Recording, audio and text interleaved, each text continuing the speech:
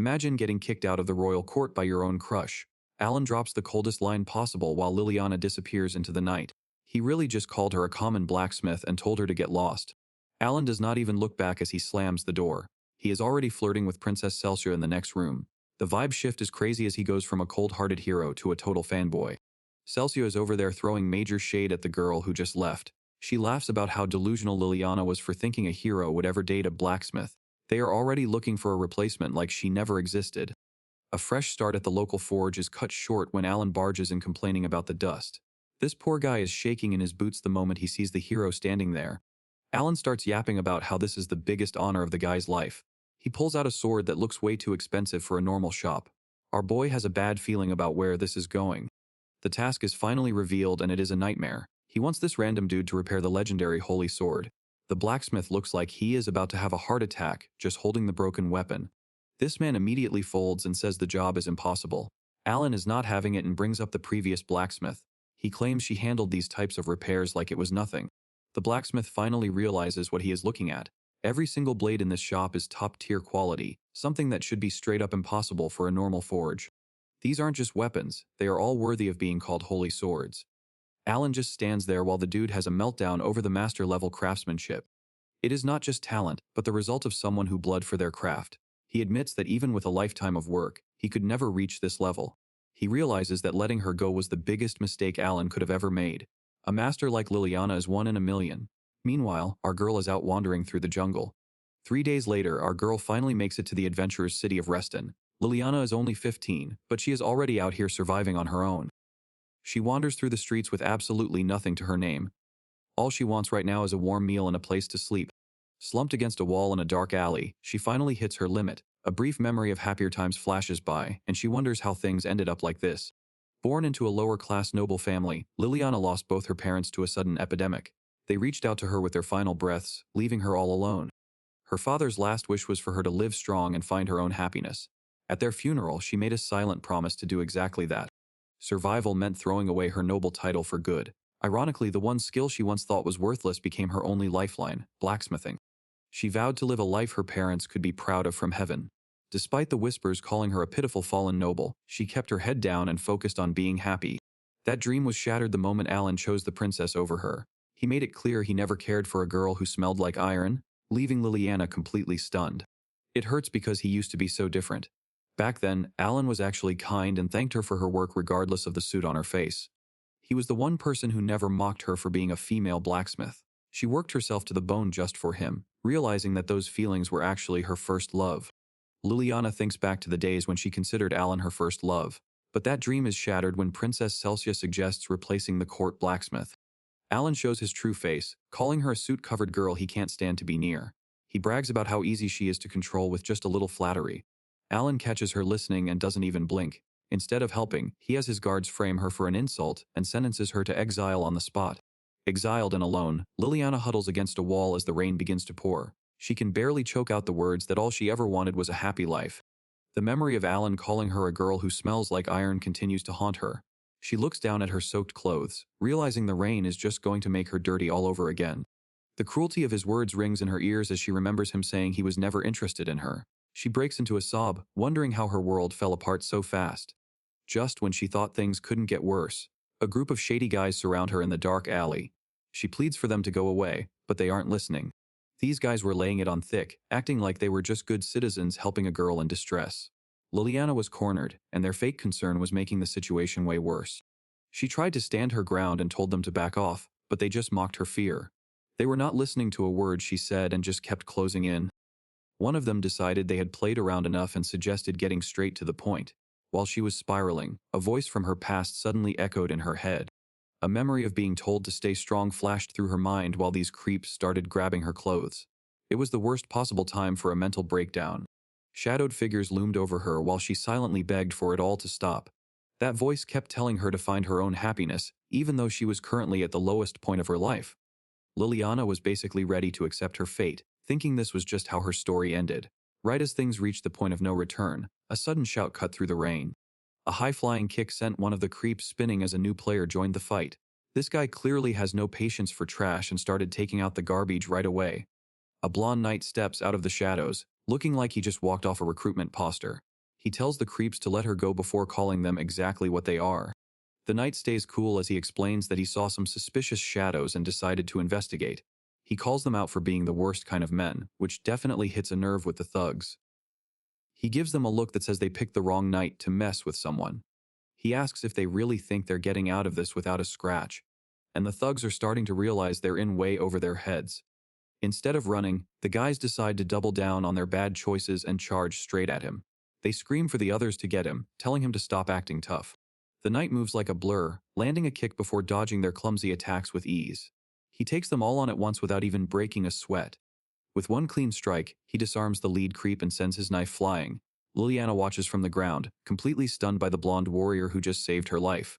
Once the trash is taken out, he kneels down and wraps his own jacket around her. He gently asks if she is okay, showing a much softer side now that the fight is over. Knight kneels to apologize for being late while Liliana stays stunned. While the thugs realize they're in trouble and prepare to dip, she spots a specific crest on his coat that catches her off guard. It's no mistake. This is Grave of the Blue Sky Sword, an elite knight she never expected to meet like this. Those creeps aren't waiting for an invitation and hightail it out of the alley.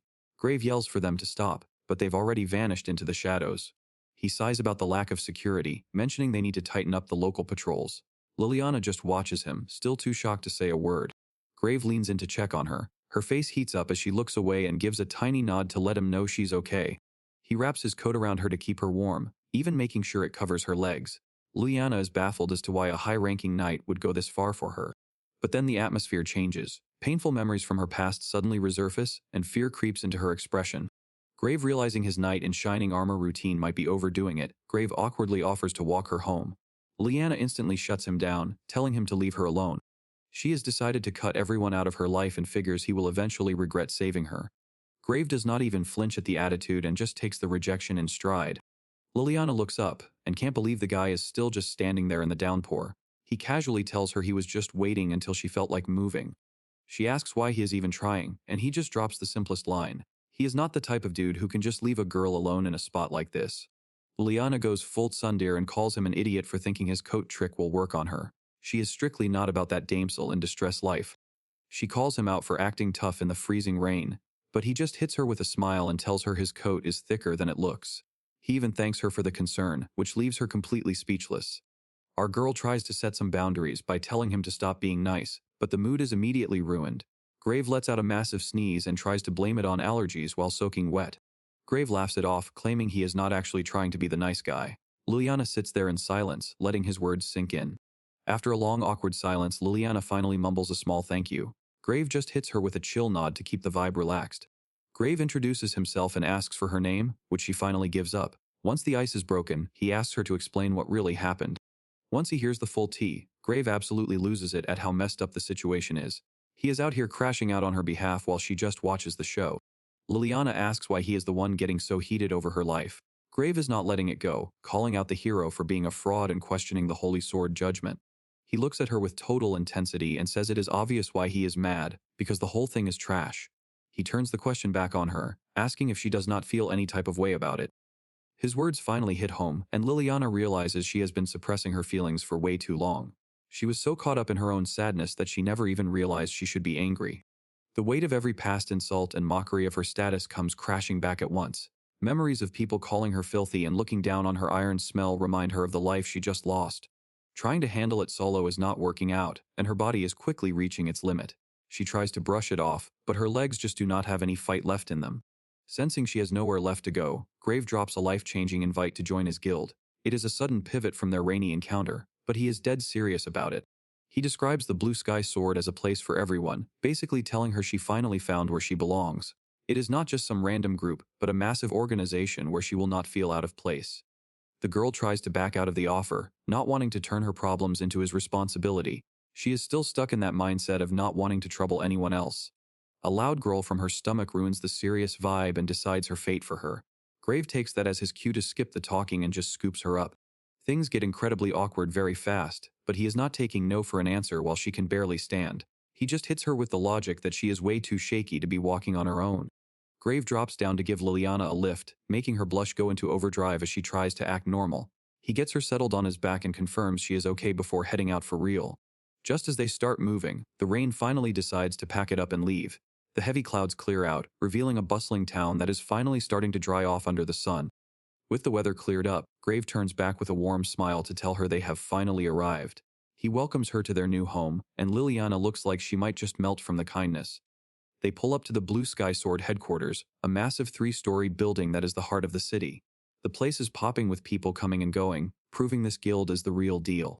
Stepping into the lobby, Liliana is immediately overwhelmed by the sheer size of the crowd. A blonde maid spots them and freezes, looking completely floored by the sight of Grave carrying a girl. The maid absolutely loses her chill and starts screaming the news at the top of her lungs.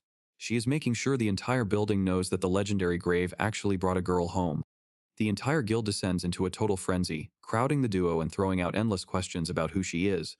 Liliana's brain is officially short-circuiting, wondering if her life is finally moving toward happiness. The guild receptionist is in a state of total panic. She covers her mouth and screams that something massive is happening and it is definitely not good.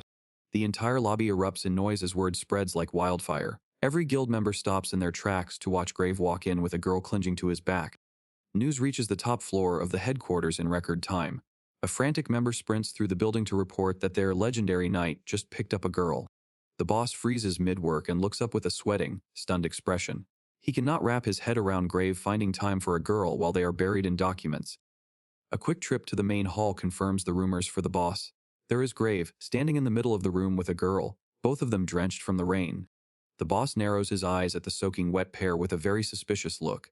Grave immediately starts shouting to shut down any suggestive thoughts before they get out of hand. The boss breaks into tears of pride and claps his hands onto the young knight's shoulders. He declares that Grave has finally become a man, even while our hero keeps trying to explain himself. The boss completely ignores Grave's attempts to talk and calls for a massive guild feast instead. The rowdy crowd instantly joins in, drowning out any hope of a normal conversation. The lobby turns into a chaotic celebration as members start ordering booze and demanding the full story. This reckless energy lasts only until a sudden strike sends the boss tumbling across the floor. A red-haired woman named Sister Teresia enters the room and silences the entire building with a single shout. She clearly has zero patience for the guild's nonsense today. She lectures the group for acting like children the second she looks away for work. The boss sits on the floor pouting and complaining about the unfair treatment. The mood shifts instantly when she focuses her attention on Grave. She demands to know the truth about the girl he brought back to the headquarters. Grave struggles to find the words while his companion tries to hide her face from the intense scrutiny. Teresia realizes that this is not the scandalous romance everyone was celebrating. She asks if they are dealing with a complicated situation. Grave confirms it immediately and hopes she will help handle the rowdy crowd. Teresia kicks into gear and starts barking orders. She sends a maid to prep a bath and tells the rest of the guys to shut up and eat before focusing back on our boy. A little later, our MC is soaking in the tub. Teresia made it clear that a full explanation is coming whether they like it or not. The warmth finally starts to hit her system. Her body was freezing from the rain, and now her fingertips are finally starting to tingle. Sitting alone in the steam makes her get all in her feelings. She cannot help but wonder what her life would look like right now if she had not been rescued.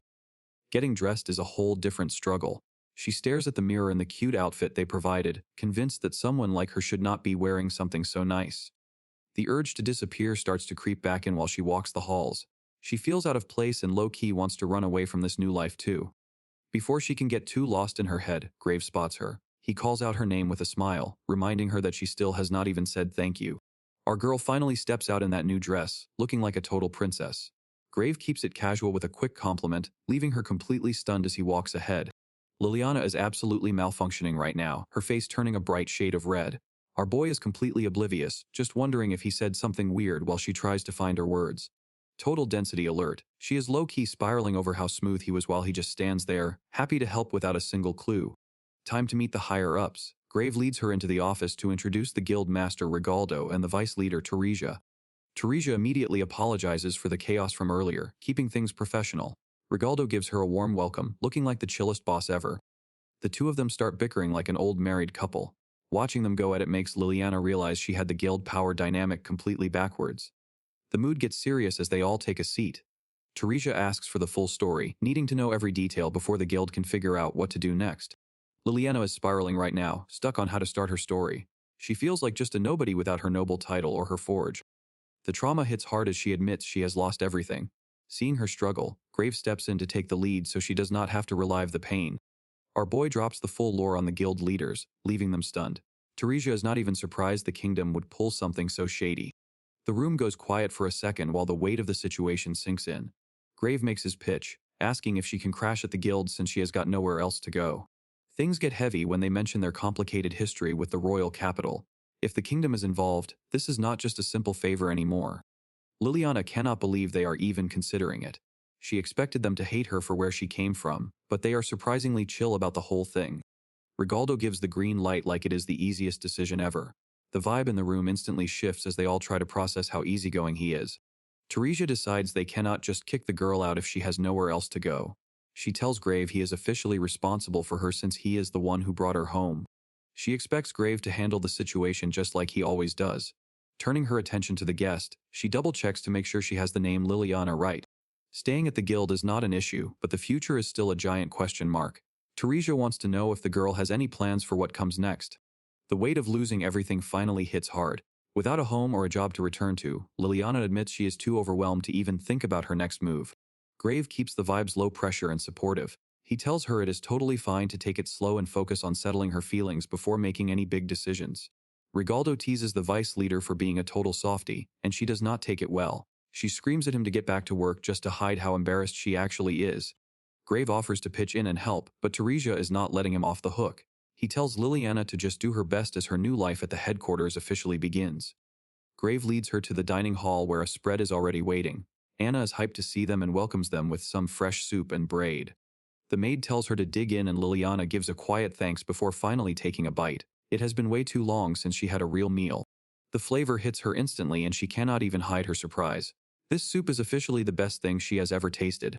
Anna is feeling herself as she brags about her mom being the best cook in the world. Compared to the cold, fancy meals at the royal capital, this home-cooked food is actually healing her soul. It is the first time she has felt truly warm in ages. Liliana cannot help but ask why they are being so cool with a total stranger. Grave just tells her this kind of hospitality is just a normal Tuesday for their guild. Anna explains that their leader is a huge softie who is always bringing home people with nowhere to go. Grave just chills while she spills the tea on the guild's secret kindness. Anna catches Grave lacking by calling him one of the biggest softies in the guild. Our boy is floored by the disrespect, but she is just speaking facts. She explains that the boss is a magnet for people with zero place to go. It does not matter what kind of sketchy past you have as long as you can vibe with the group. Living with a bunch of strangers who have secret backstories would normally be a huge red flag. However, this place just makes it work. Because everyone here was saved when they were at their lowest, they ended up becoming softies. It is just the standard energy for the whole squad. The blue sky sword banner marks this place as a true sanctuary. Looking at the crest, Liliana feels like she might belong somewhere. Liliana reveals she is the same age as the maid, and Anna loses all chill. She tackles our girl into a hug, celebrating the fact that she finally has a bestie her own age. While Liliana is still loading from the sudden physical contact, Anna is striking poses. She introduces herself as 15-year-old Anna and welcomes her to the crew. Liliana is still trying to wrap her head around how this whole guild thing works. Anna just gives her a thinking look as she explains that it is basically a business run by adventurers. Anna explains that their squad is all about that action, mainly focusing on taking down monsters. They are a combat-type guild through and through. She mentions that guilds come in all flavors, from merchants and production to even mining and performance groups. It is not just about swinging swords all day. Grave jumps in to say they have been branching out lately. They sell materials from their hunts and have even started making their own medicine. Hearing about all these different roles gets Liliana thinking. She looks up with a spark in her eyes and asks if they have any room for blacksmithing. Turns out they have 0 blacksmiths on the payroll and have to outsource all their gear. Finding a legit smith is actually a huge challenge even in the royal capital. Anna admits that having their own smith would be a game changer for the guild. Most weapons these days are just cheap mass-produced junk since mastering the craft takes years of grinding. Grave starts the grand tour, pointing out that the 3rd floor is for the ladies while the 4th is strictly for the boys. He gives her a heads up to steer clear of the guys' floor, unless she actually has a reason to be there.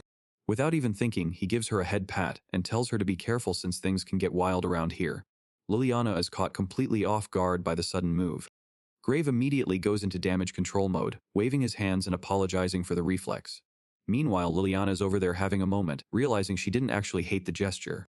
Looking at the lively crew, Liliana starts to feel the walls she built up beginning to crumble. She worries that if she relaxes for even a second, she might actually start to like these people. Liliana walks away from the conversation, keeping her distance as that old fear of being used starts to bubble up again. Later that night, Liliana notices the sword at Grave's side and points out how old it looks.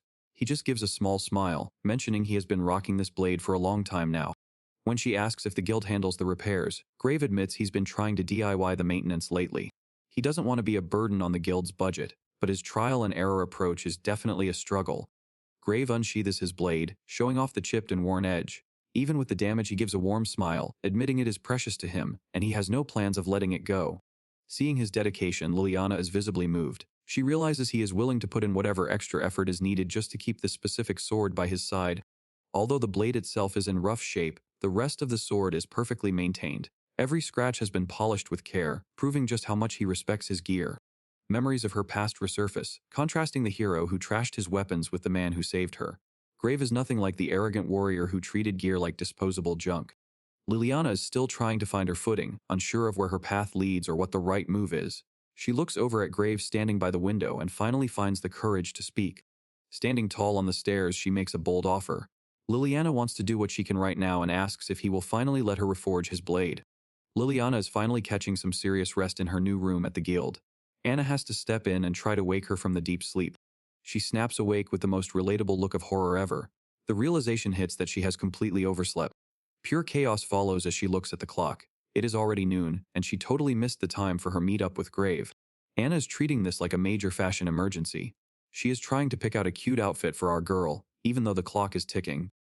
Liliana is not convinced about the fancy clothes. Anna won't take no for an answer as they make their way out of the room together. Anna hits her with some perspective. She reminds Liliana that after 3 days of no sleep, she deserved every second of that nap. Grave is already heading down the stairs for their outing. He probably expected her to be tired and is just waiting for her to show up. Liliana walks into a total mental trap thanks to the gossip from earlier. She finds Grave already waiting and immediately starts fumbling her words. Liliana tries to take the blame for being late, but Grave somehow makes it his fault instead. He is way too nice and it is throwing her whole vibe off. A quick compliment about her new look makes things even more awkward in the hallway. She just borrowed these clothes from Anna, but they are clearly doing the trick. This man is way too pure for his own good, and it is actually starting to stress her out. Anna pops in for a quick told you so moment as Grave just keeps on being a total sweetheart. The boss catches them on their way out and immediately starts digging for details. Grave tries to play it cool by saying they are just heading into town for some errands. The boss drops the date word and sends the mood into an immediate tailspin. Both of them freeze up as the atmosphere gets way too heavy for a simple walk into town. Liliana completely takes the bait and starts a frantic denial while the boss just sits back and enjoys the show. Grave tries to warn her that she is playing right into the old man's hands, but the damage is already done. The boss waves them off with a final warning to stay safe and play nice. Grave just gives a casual wave back, looking unbothered as they start their walk. The town square is bustling with life and enough eye candy to make Liliana's head spin. She gets lost in the storefronts, staring at everything from fancy dresses to delicious cakes. Grave has to snap her back to reality when she stops dead in her tracks. Grave asks if the town is really that much of a shock to her. Liliana admits she was always stuck working at the castle and never actually got to see the world outside. A quick apology follows for the tight schedule as Grave realizes they are in a rush. Liliana laughs it off immediately, not wanting to be a burden after everything he has done for her. Catching herself getting a little too hyped for a work trip, Liliana tries to reel it in. She reminds herself that she is the one slowing things down, especially after sleeping for 3 straight days. Memories of the hero's betrayal serve as a necessary reality check.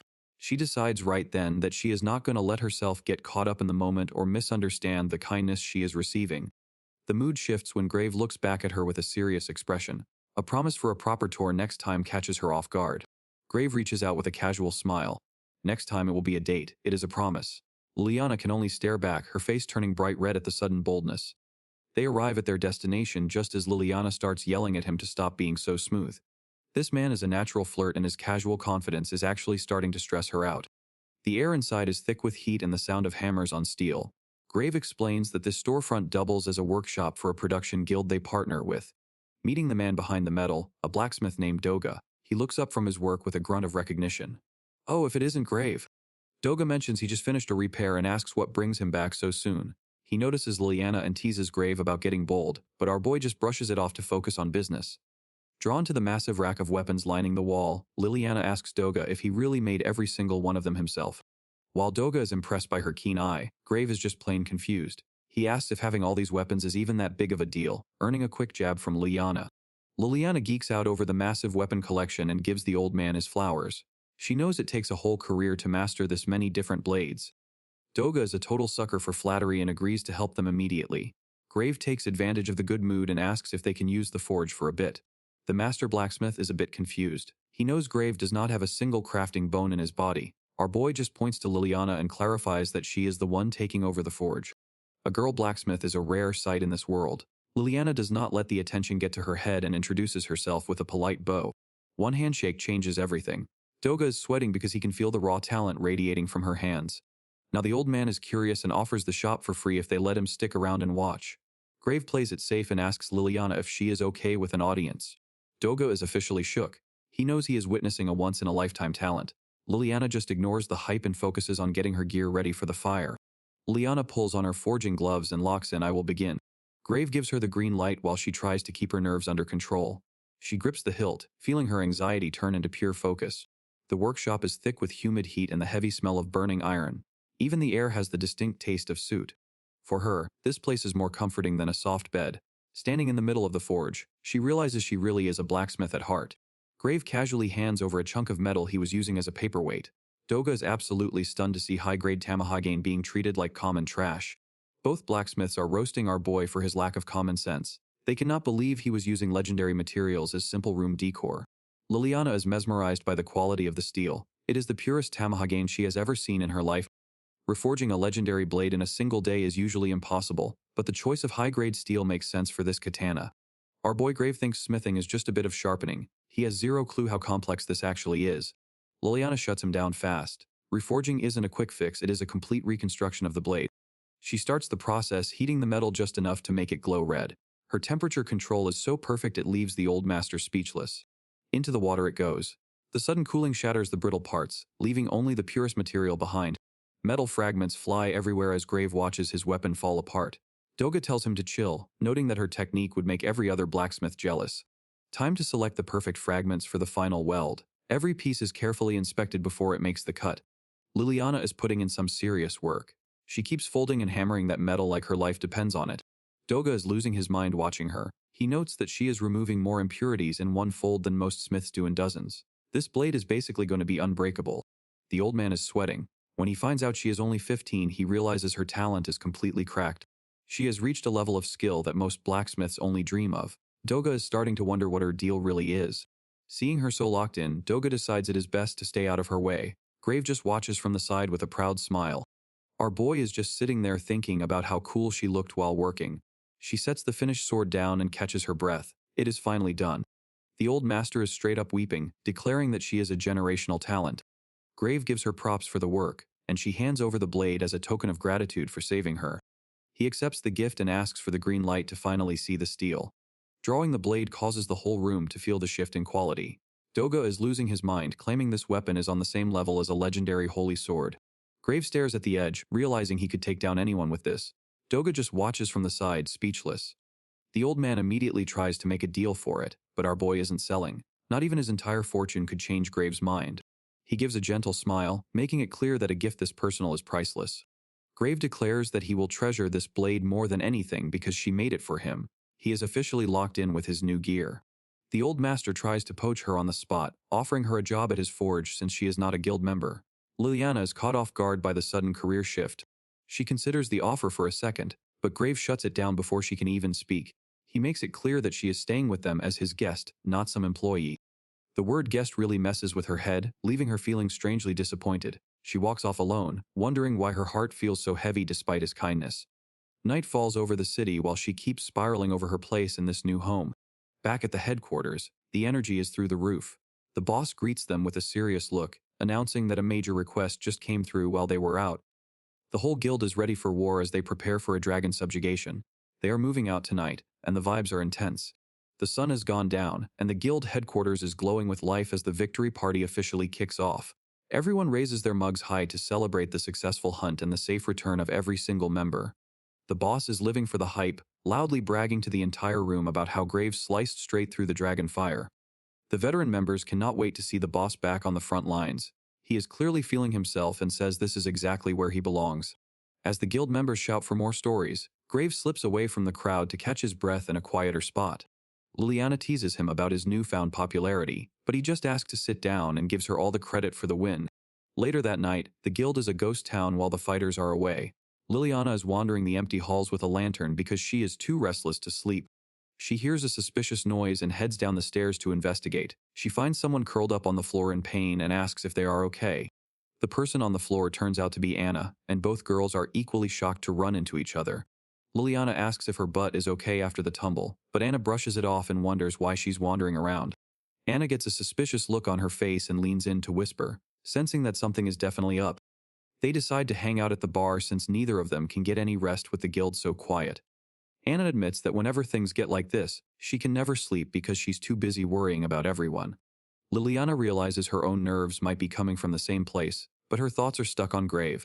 She finally works up the courage to ask what kind of person Grave really is, leaving Anna totally stunned. Anna picks up on the vibe immediately and gives her the biggest side eye, wondering if there is more to the story. She leans in and asks if she wants to know his type, which sends Liliana into a full-blown panic. Once she calms down, she clarifies that she just realized how famous Grave really is.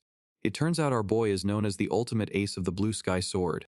They are the biggest combat-type guild in the city, and everyone knows they are the strongest around. The boss and Teresia are basically local legends because they are so strong that an entire army of adventurers could not take them down.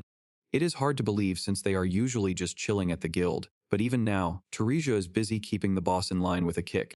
Even with those two powerhouses at the top, Grave is the only person everyone thinks has the potential to eventually surpass them.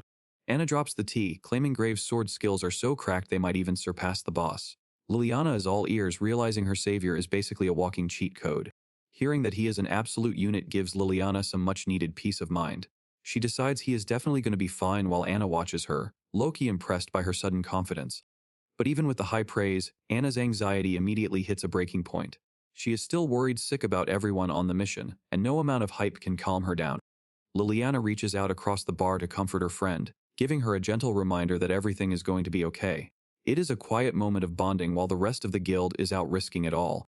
Keeping the vibes positive, Liliana doubles down on her belief that the strongest swordsman in town is not losing to any dragon. She gives Anna a determined smile, trying to be the anchor for both of them.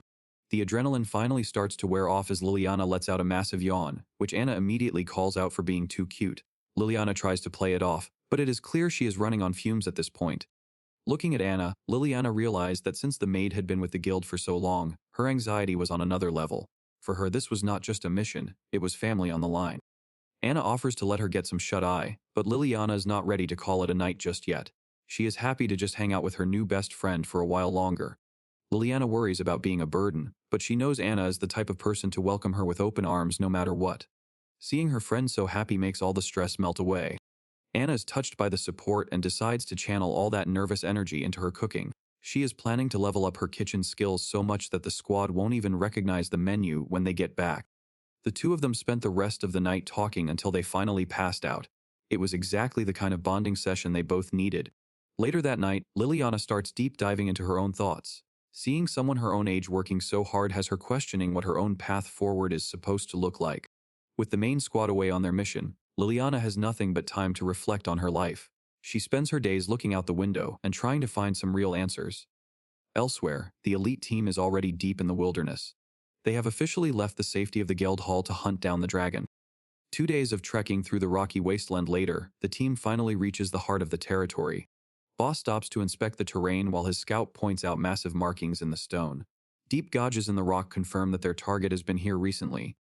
One of the younger members gets a bit too hyped and starts shouting, but Teresia immediately shuts that down. She warns them that being loud is a death sentence with a dragon lurking nearby. Tension in the group reaches a breaking point as Teresia keeps a close eye on the rookies.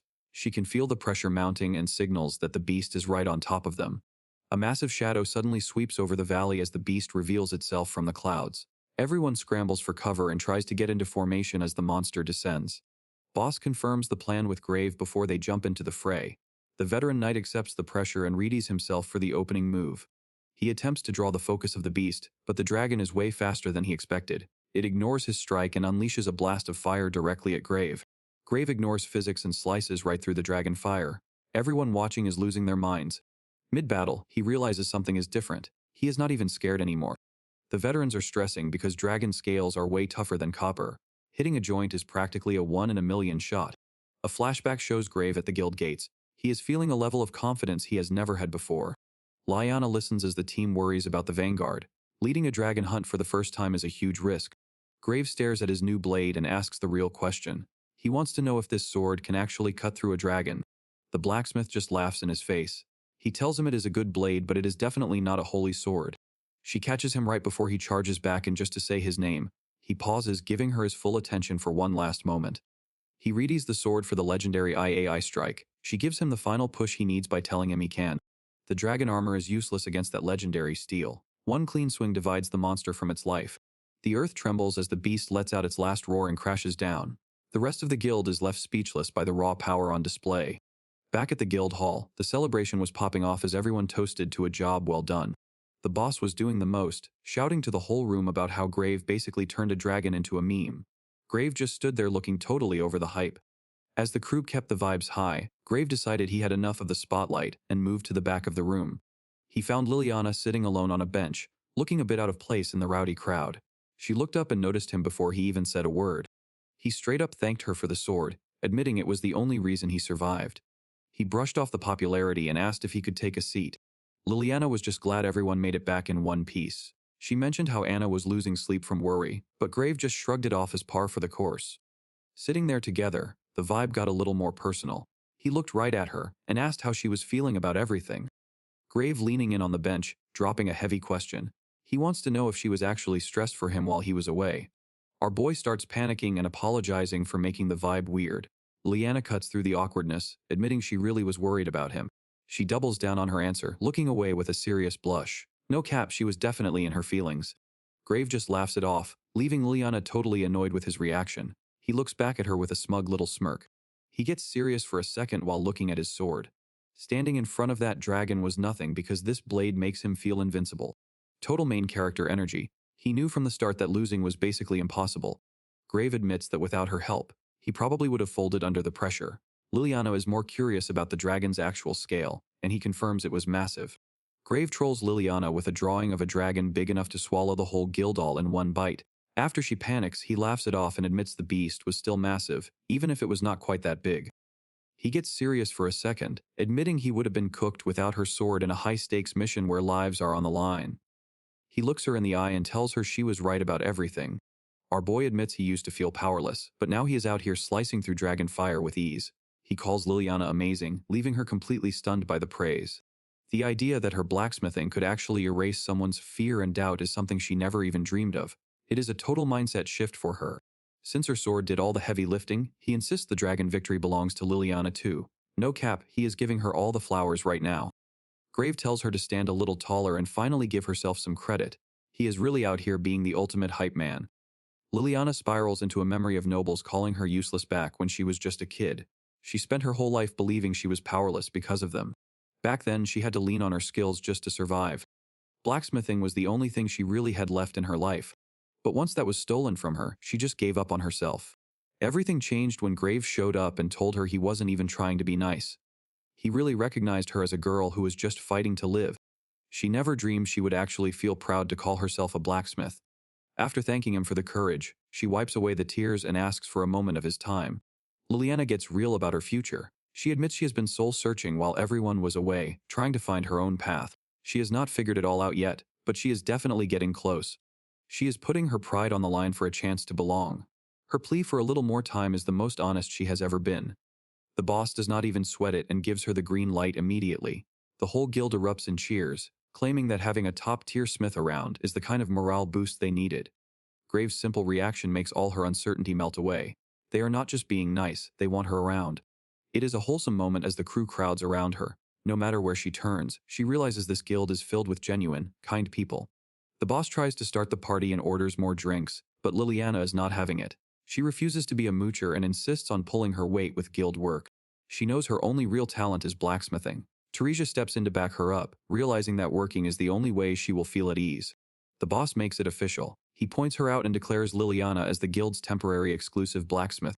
Grave is stoked for her and asks about her plans for heading into town. She realizes she needs a fresh set of tools to actually get to work. Since she is still new, Grave offers to be her personal escort for the trip.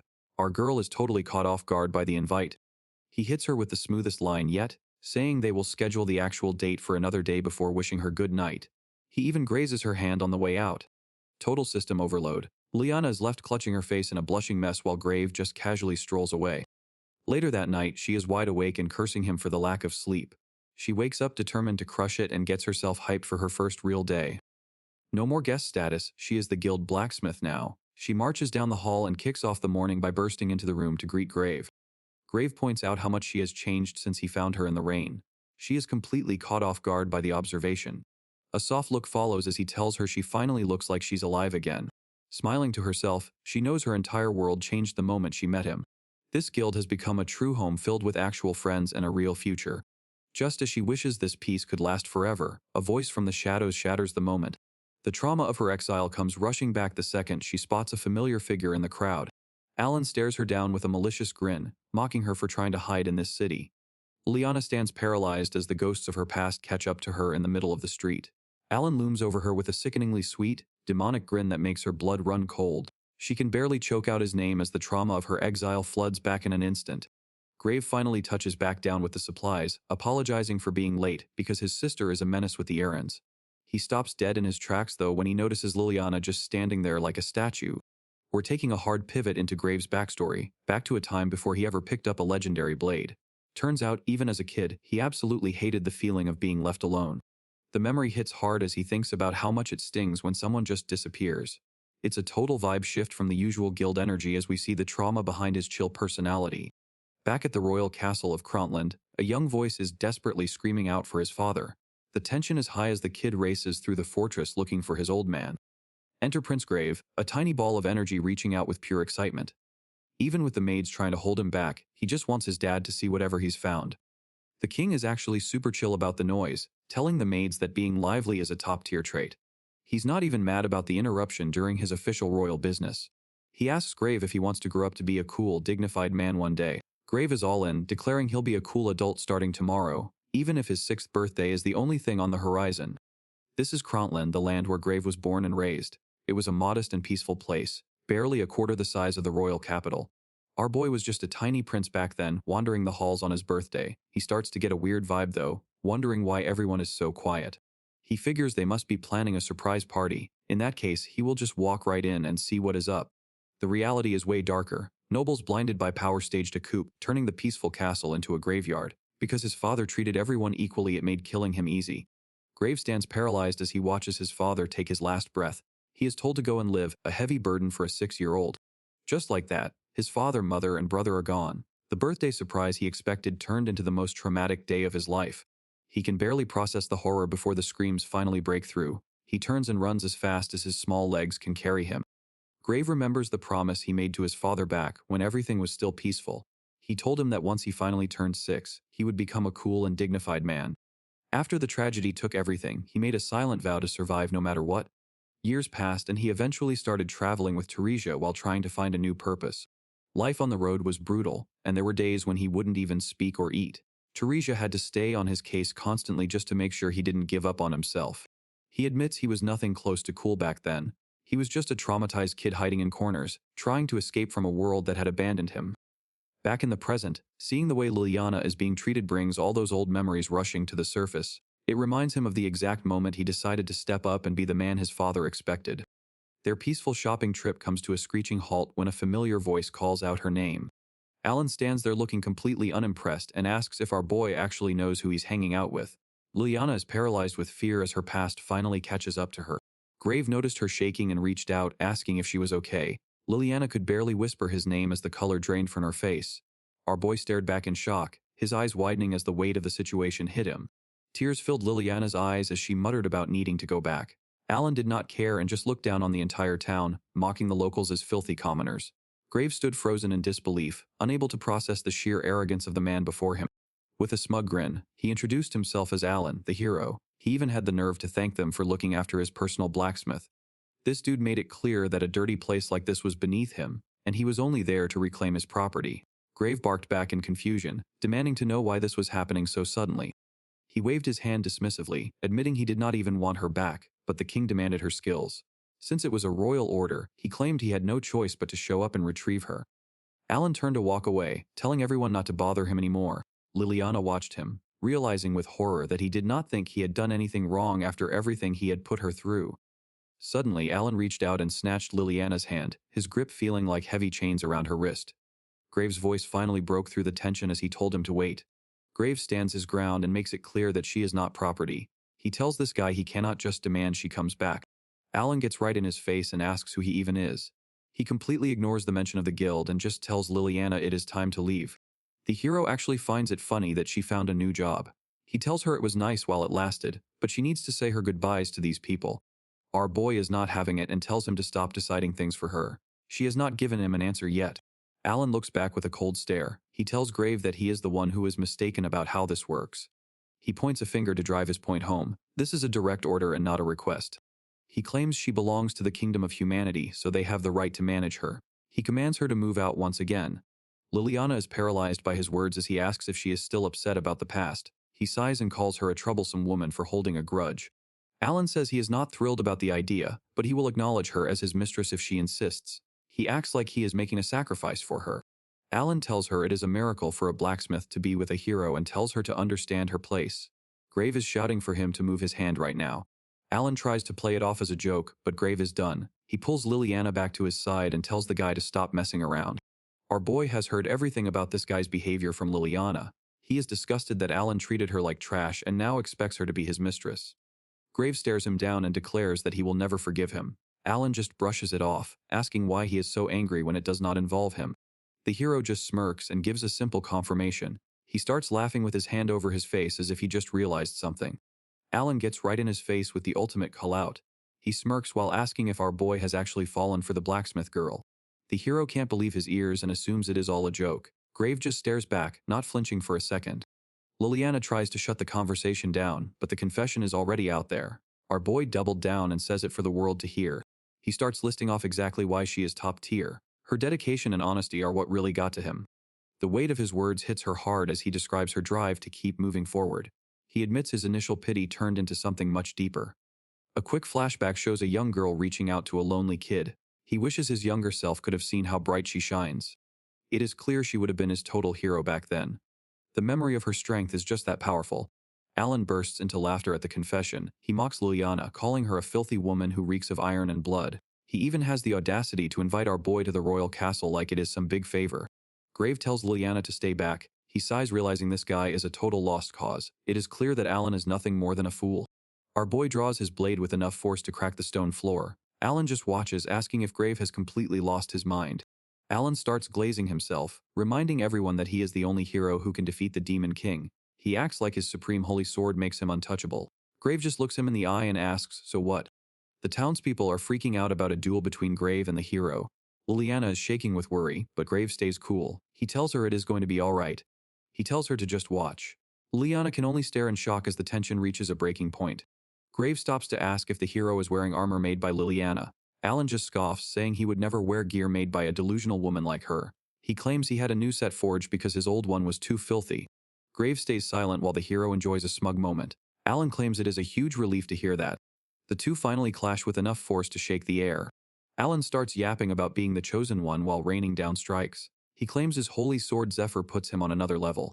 The hero flexes his cheat code weapon while the crowd starts to lose their minds. Seeing Grave actually getting pushed back has everyone wondering if they need backup. The hero leans in and notes he has been counting every single hit. The pressure is clearly getting to Grave as the hero mocks his stamina. Apparently 10 blocks is the limit before his arms give out. The damage is starting to stack. Alan warns that Grave is either going to lose his arms or his sword very soon. Alan is high on his own supply, flexing his holy sword while trash-talking Grave's blade as a piece of junk. "Mine is the holy sword," he sneers. "Yours is just some dull blade that should have snapped by now." The hero tells Grave to know his place, but Grave just sighs. "A dull blade, huh?" he asks before declaring the hero's legendary weapon is the real scrap metal. Liana screams out in terror as Alan lunges for the kill, but Grave stays locked in. "The one who doesn't understand," he whispers, "is you." The invincible, holy sword shatters into a million pieces. Alan looks like he just saw a ghost, gasping that this should be impossible. Silence hits the town square as Grave's words from before finally sink in. Grave admits the hero has some decent reflexes, but points out that raw power isn't everything. He notes that while the holy sword wasn't weak, it definitely wasn't enough. He breaks down the math for the shocked hero. Every block and every strike was aimed at the exact same spot on the blade until it reached its breaking point. Grave explains that the holy sword might be tough, but it is not invincible. Every calculated strike piled up damage until the blade finally reached its limit. He adds that the sword was already falling apart from the start. Turns out the hero has not even bothered to maintain his gear since Liana left. The power gap is getting embarrassing as Grave calls out the hero for having zero depth in his fighting style. This dude cannot handle the fact that his supposed advantage was actually just a weakness. Talent alone does not cut it against a master. Grave makes it clear that true technique is forged through relentless training, something this clown clearly knows nothing about. There is one more truth for the fraud to swallow. As Grave picks up the pace, the hero realizes he is dealing with a completely different level of speed. The truth comes out that the survival of the hero was entirely thanks to the top-tier armor from Liliana. Without her gear carrying him, he is just a talent-reliant amateur who was never meant to last. Grave draws a line in the sand, refusing to let anyone take Liliana away against her will. He tells the hero to leave immediately and never show his face again.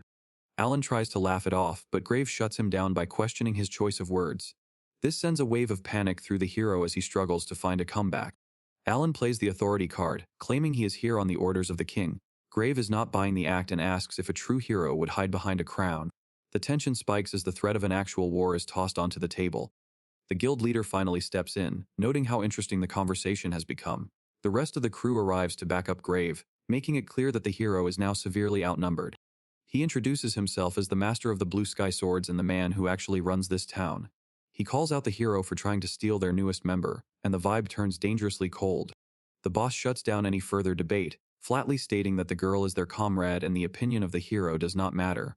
When Alan threatens to report them to the king, the guild leader just mocks the idea of starting a war. Instead of backing down, the boss tells him to go right ahead and make his report. The invitation to follow through on the threat leaves the hero completely speechless as his leverage disappears. He asks if the hero even understands the rules of this town. This is a place where adventurers survive by their own strength, and the name of a king carries zero weight here. The boss leans forward with a smirk, making it clear that they will wager their lives to protect their family. The rest of the guild stands tall behind him, ready to back up that claim. Alan can only mutter a pathetic threat about making them regret this as he starts to back away. The boss just laughs it off and gives him a thumbs up, daring the supposed hero to actually try something.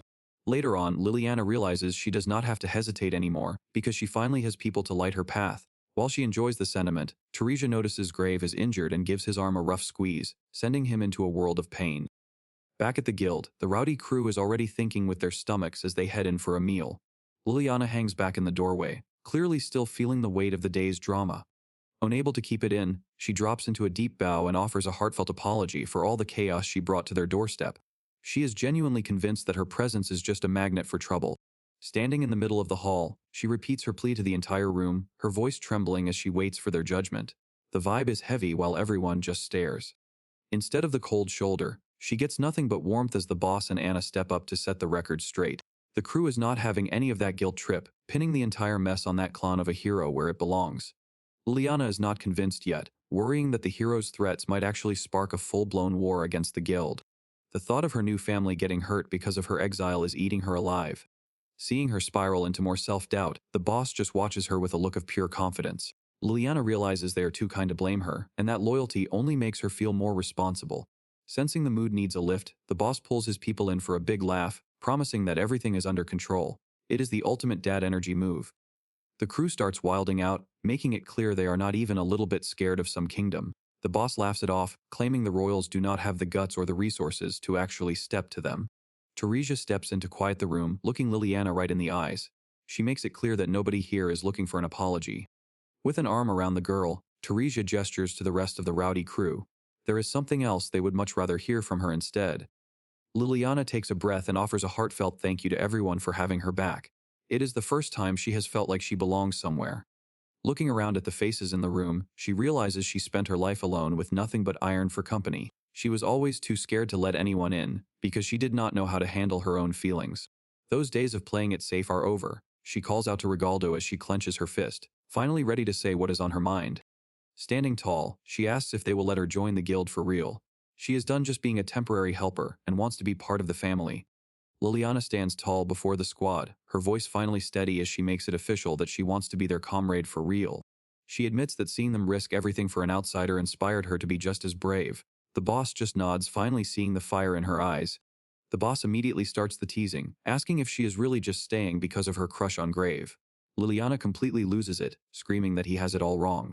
but she folds almost instantly, admitting that wanting to be with Grave is definitely part of the deal. Our boy's eyes light up with pure hype while she continues to spiral.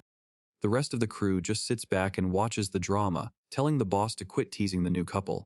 He just laughs it off, telling them to keep the entertainment coming. It is finally official as the boss names her the exclusive blacksmith of the Blue Sky Swords. Liliana hits him with a crisp salute, her face glowing with pride.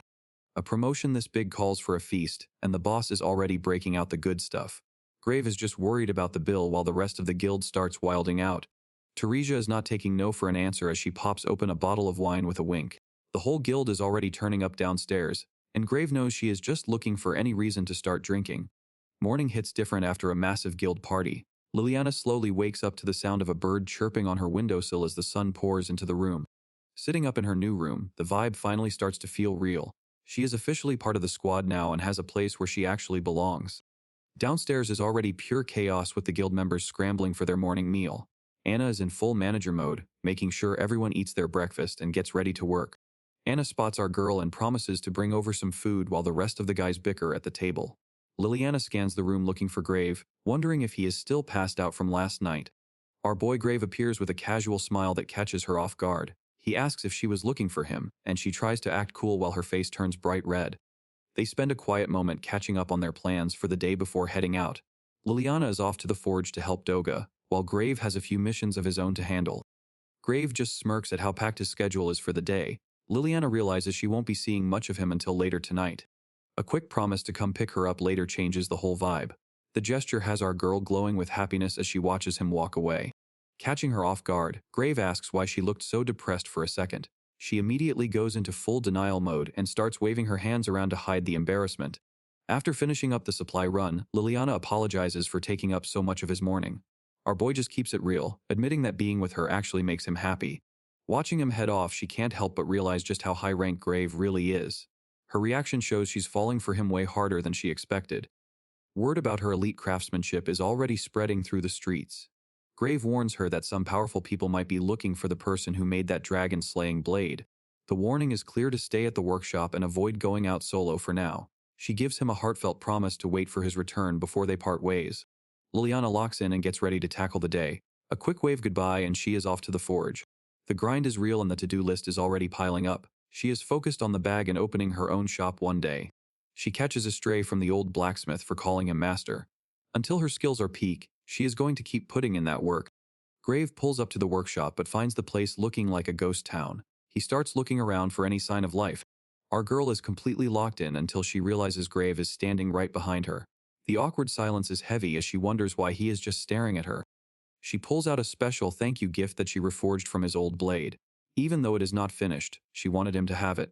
Grave is really feeling the love and our girl has no idea how to handle the compliment. She is just happy that a part of his history stays with him. She stays humble, claiming blacksmithing is all she has got. Our boy just watches her with a proud smile. Liliana mentions her failed attempt to forge a katana. Grave is just happy she thought of him and promises to protect her from any danger. Grave leans in close and tells her to keep her eyes on him too. Our girl is short-circuiting, wondering if this feeling is actually love. As smoke rises from the workshop, she realizes she just wants to stay in this moment. She is ready to learn everything about him. Scene jump to the royal castle.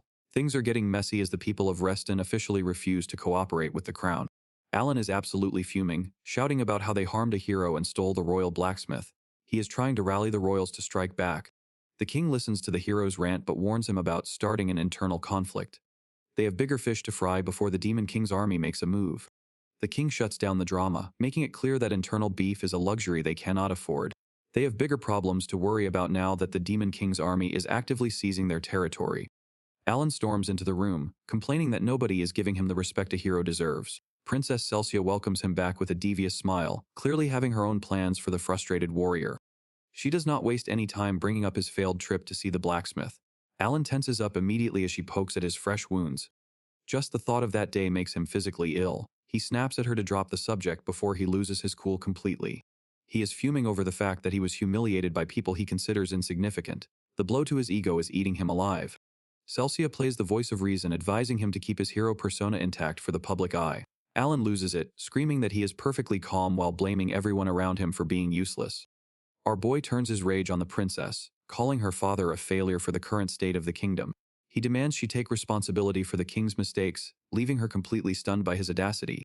Bro is officially crashing out, pinning the princess down and screaming at her to never talk back. He is on a power trip, reminding her that she is only there to follow his orders. He starts spiraling into a god complex, ranting that the world would be nothing without him. Fueled by pure spite, he declares an immediate march on the Demon King castle to prove he is still the main character. Back at the smithy, the team is staring down a request for a transparent sword. Grave looks completely baffled by the weird order. Doga leans in, wondering if Liliana can actually pull off something that sounds so impossible. Liliana tries to verify the details, but it seems this was just a random walk-in customer. Word about their guild's skills is spreading fast, but Grave is still sweating over why anyone would need such a bizarre weapon. Our boy immediately jumps to the worst-case scenario, worrying that this invisible blade is meant for an assassination. Doga just gives him a deadpan look, clearly exhausted by his partner's overactive imagination. The truth is actually much more wholesome, as Doga reveals the sword is meant to be a gift. Grave is stunned, trying to wrap his head around why someone would gift an invisible weapon. It turns out we have a forbidden romance on our hands between a noble lady and a commoner. To prove his worth and secure their engagement, the guy has to bring back a fabled transparent sword. Grave can barely believe his ears, finding the idea of a marriage condition based on a sword completely ridiculous. Even Doga has to admit that the whole situation is beyond weird. Doga shouts that in all his decades of smithing, he's never once heard of a transparent blade.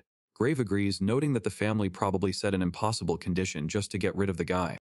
Doga admits the situation is rough, but he is ready to put his faith in Liliana to make the impossible happen. Stunned by the sudden pressure, Liliana processes the weight of the guild's expectations as Doga asks if she can actually pull it off. They hit the books to find a solution, noting that while glass looks the part, it won't cut it for a real weapon. Iron is also out of the question since thinning it down won't make it see-through. She goes into deep thought, searching for a material sharper than iron that maintains that glass-like clarity. A light bulb finally flickers on. Liliana looks up with a spark in her eye, revealing that one specific material has finally come to mind. Later that night, she presents her findings from the SS rank materials list. This rare find is called the pseudo-ice stone. Standing over a map, she explains that this material is the key, even though it is only found at the top of freezing mountain peaks. Liliana explains that the rare stone is found at freezing altitudes, but Grave quickly realizes their storage is empty. She confirms they do not have anything that matches in stock.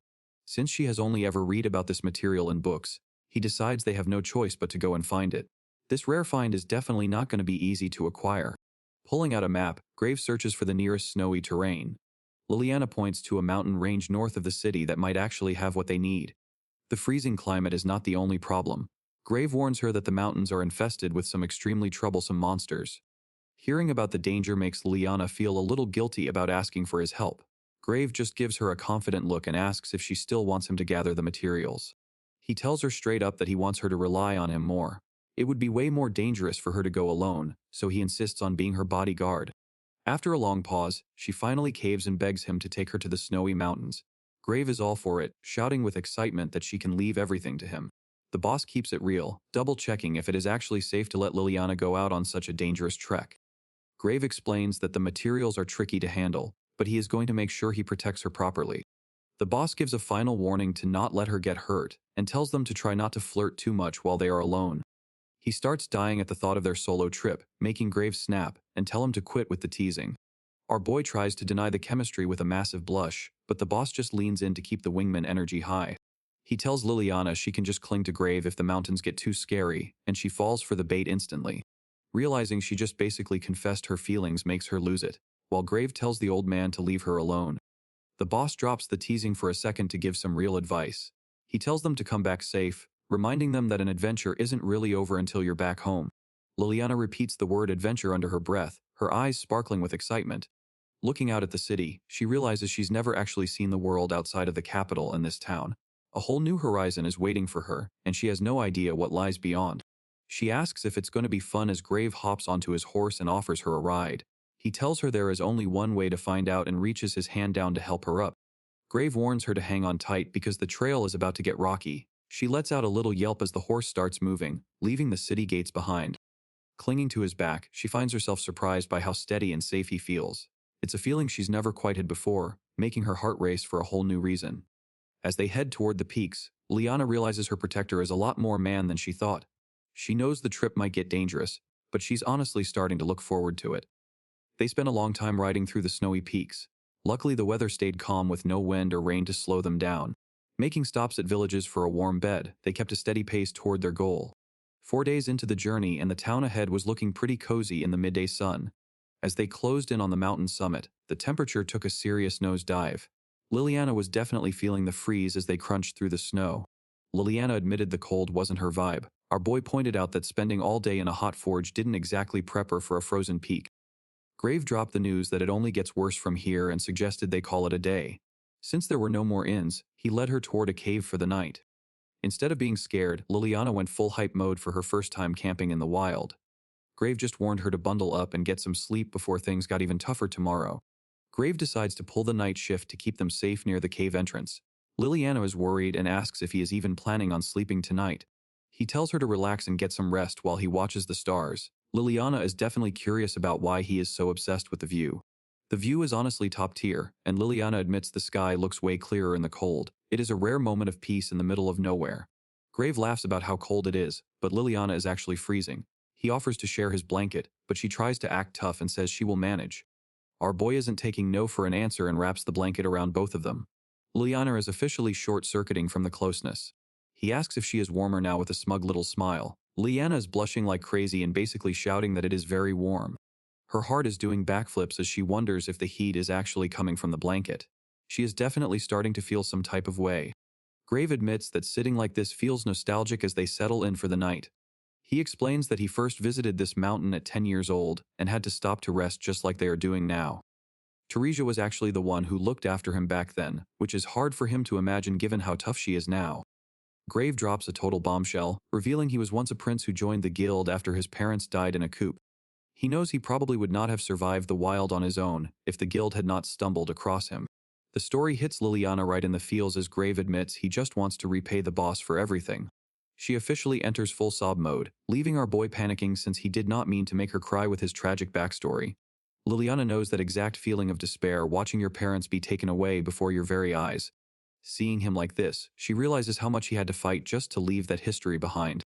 Instead of taking the credit, he points to the friends who helped him grow into the person he is now. He turns it around and tells her that making it as a solo court blacksmith is the real legendary move.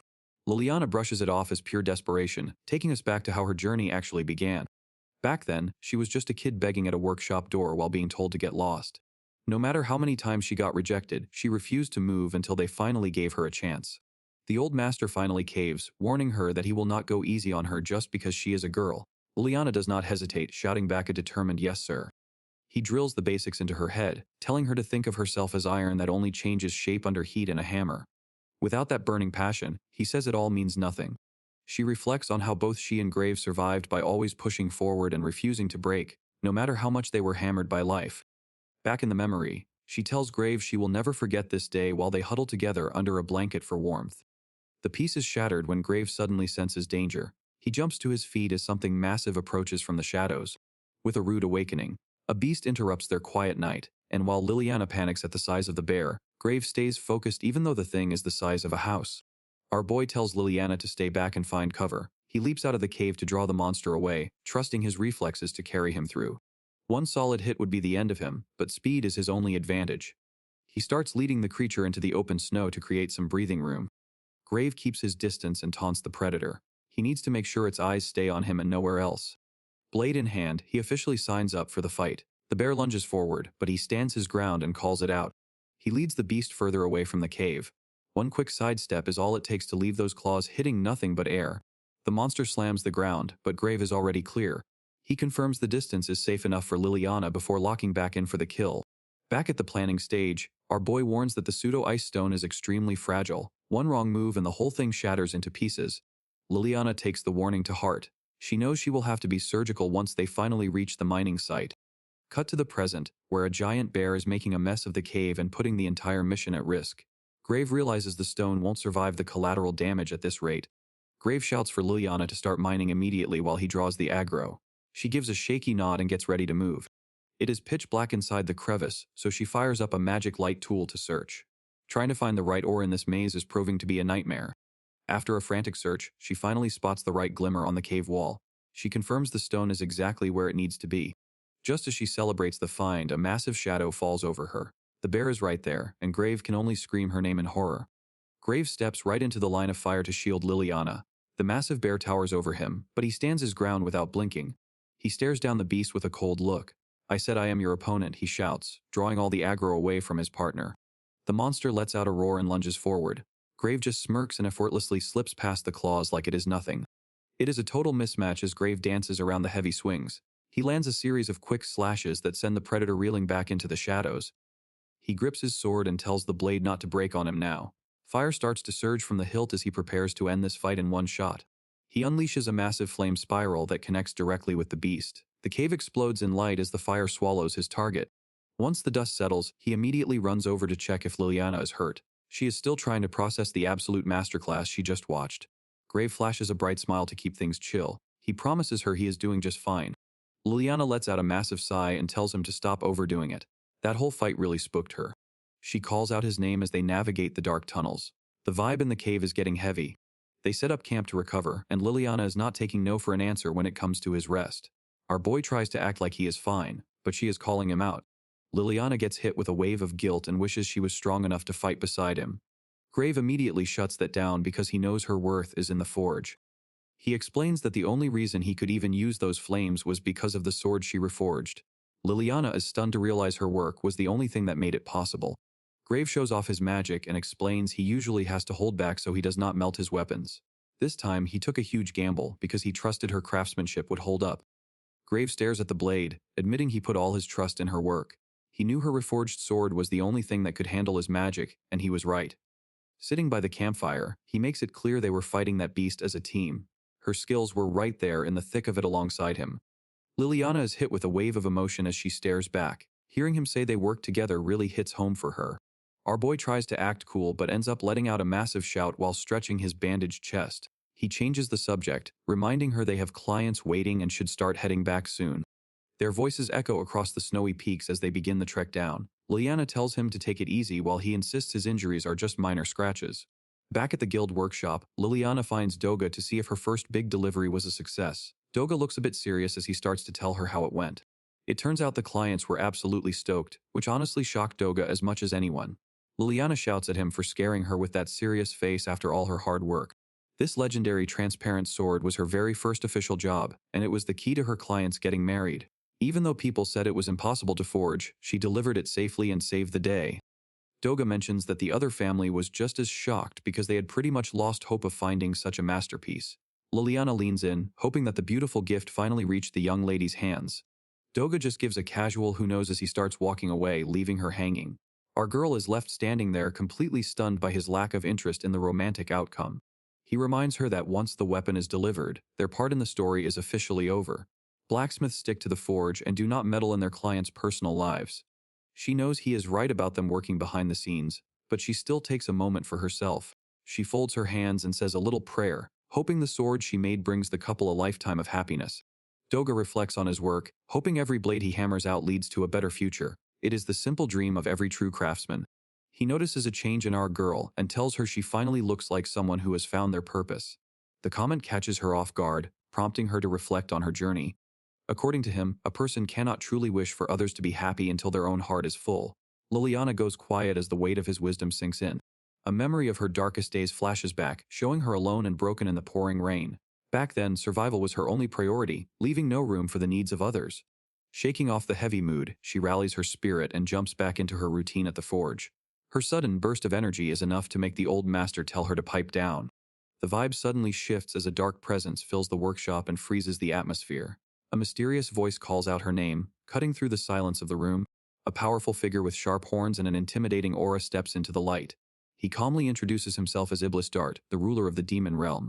This man is clearly a monster sporting slitted pupils, ash-gray skin, and massive sharp horns. Liliana is completely frozen as she realizes she is staring directly at the real demon king, Isekai'd. She remembers forging a holy sword specifically to kill him. Facing humanity's greatest threat in person has her so terrified she cannot even find her voice. Grave suddenly rushes in and shields her from the demon. He draws his sword with a fierce look and demands to know what the king of monsters is doing in their forge. He tells her that the moment he grabbed his sword, it started trembling. He knew right then that she was in serious danger. Liliana is stunned by the news. The idea that a blade she forged could actually sense her peril and call for help is something she has never seen before. Isekai'd looms over them, looking totally unfazed by Grave's presence. He casually admits he is impressed by the strike, surprised that a mere human actually made him recoil. Iblis Dart towers over the workshop and asks the human standing against him for a name. Grave keeps his guard up and calmly answers the monster. The Demon King finds the name impressive. He thinks it sounds strong and fits the image of a true hero. Our boy immediately shuts that down and says he is no hero. Dart finds it hilarious, mentioning he just fought a so-called hero the other day, even if that title was a bit of a stretch. He reveals that the hero Alan screamed and ran for his life the second his holy sword snapped. Grave can't believe his ears, realizing his former leader was a total fraud. The Demon King narrows his gaze at the weapon in Grave's hands. He recognizes the elite craftsmanship and asks if Liliana was the one who forged it. Dart pulls out a blade of his own that looks exactly like Grave's sword. Liliana's heart drops as she recognizes the weapon she made back during her days as a court blacksmith. Later that night at the guild house, things are finally quiet. Liliana thinks about the advice from Teresia and the effort Anna puts in, wondering what her own path should be. While Grave and the others were away on their journey, Liliana spent her nights alone in deep reflection, facing her own doubts over and over again. The Demon King admits that for thousands of years, no human was capable of forging a holy blade, which is exactly why he finds her talent so fascinating. With a wicked grin, he throws his arms out and declares that he is going to claim the chosen one with his own hands. A massive wave of pressure erupts from the monster, forcing Grave to shield Liliana as they both struggle to stay on their feet. This dude is in a league of his own. Just standing in his presence is taking everything they have, and Grave realizes they are facing a literal impossible threat. The entire forge is completely dominated by his aura, making every corner of the room feel like it belongs to the Monster King. Grave is left speechless by the insane gap in power, while a terrified Liliana can only call out his name as the situation spirals out of control. Grave stares ahead with unwavering determination. He makes it clear that he will never hand her over. The Demon King just smirks at the challenge. Our boy draws his blade, ready to throw down even with a monster lord. Dart finds the whole scene amusing and admits this guy is finally worthy of being called a hero. The energy in the forge is heavy as they prepare to clash. He notes that a real hero only swings a sword to protect something. Since Grave is fighting for the girl, his refusal to step aside makes sense. The king asks one last time if he will hold on no matter what happens. Grave confirms he will not let her go, even if it takes force. Dart is impressed by the fire in those eyes. When a hero and a demon king stand face to face, the only path left is battle. This is a truth that has not changed for thousands of years. The monster king grabs the girl and pulls her close with a wicked grin. He accepts the duel and now her life is the official wager. The Demon King just dropped a bombshell proposal in the middle of the forge. He is staring Grave down and demanding they settle this with a duel. Dart pulls Liliana close with a wicked grin. He makes it official, the winner takes her home as the ultimate prize. Dart challenges Grave to show what a true hero can really do. Our boy is not flinching and gets ready to play for keeps. Liliana is spiraling while she watches from the sidelines. She cannot stand being a helpless observer any longer. Years ago, Liana lost everything to the plague and was told her talents were trash. All those painful memories of being powerless are flooding back. But then she remembers the day Grave changed her entire world. He was the only one who saw her worth as a legendary blacksmith. Out of nowhere, Liliana snaps and sinks her teeth right into the Demon King arm. Even Dart is completely blindsided by her sudden aggression. Liliana finally snaps and lets the Demon King have it. She tells him straight up that she will never forgive him if he touches Grave, and if he wants her swords, he needs to learn some manners. Her voice is shaking, and it takes everything she has just to stay standing, but she refuses to back down. The thought of losing her partner gave her the ultimate reality check. She steps up and declares that she cannot just stand back and watch anymore. Grave is stunned to see her acting as his shield, and the Demon King is actually impressed. He did not expect the little blacksmith to have this much fire in her. Just like that, the big boss calls the whole fight off. He admits that forcing people to obey is a waste of time and Liliana is left staring in total shock. Our boy Grave can only watch as the Demon King explains that ruling through fear is just a hollow victory. The mood shifts instantly when the Demon King asks to meet the local leader. He announces that he is planning to crash in this town for a while. The Demon King realizes his monster form is way too scary for a friendly chat and decides to swap his skin for something more approachable. He sheds the beastly appearance and emerges as a certified heartthrob before telling Liliana they can finally be together. Liliana is completely floored by the massive glow-up while the former Nightmare King pulls her into his personal space. Later that night at the guild headquarters, the atmosphere shifts from a death match to a very formal business meeting. The guy is out here acting like a perfect gentleman and thanking the staff for tea while the boss just tries to keep it together. Grave and the girls are huddling in the back and wondering how their life turned into such a weirdly polite fever dream. Liliana admits that having the big bad over for tea is a tough pill to swallow, but it is definitely better than having the guild destroyed. An hour later and the former Nightmare King is actually best friends with the boss.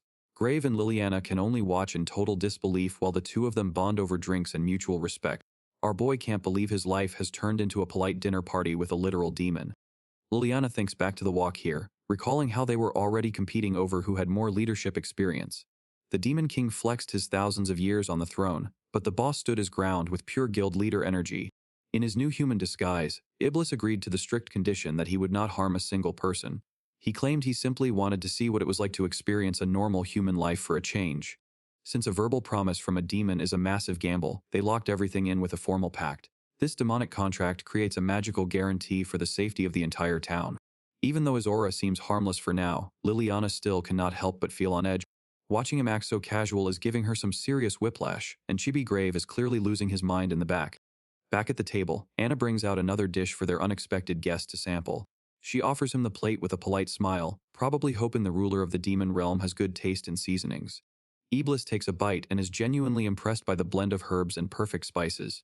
He gives the meal a glowing review, which is a huge win for the guild kitchen and everyone's survival. Anna looked like she was about to cry from pure relief. She let out a happy sigh and thanked goodness that the guest actually liked her cooking. She admitted that specific dish was her own original recipe that she was very nervous about serving. Iblis was impressed by her skills and asked if she made everything else, but she had to keep it real and told him no. Anna explained that her mother is actually the one who handles most of the cooking at the guild. She claimed she was still just learning the ropes, which only made Iblis find her natural talent more impressive. The guest of honor admitted he loved it. He told her that showing this much talent while still being a student meant her potential for greatness was through the roof. Anna thanked him and headed off to get back to her chores. Even the Demon King seemed genuinely interested to see how much she would improve from here.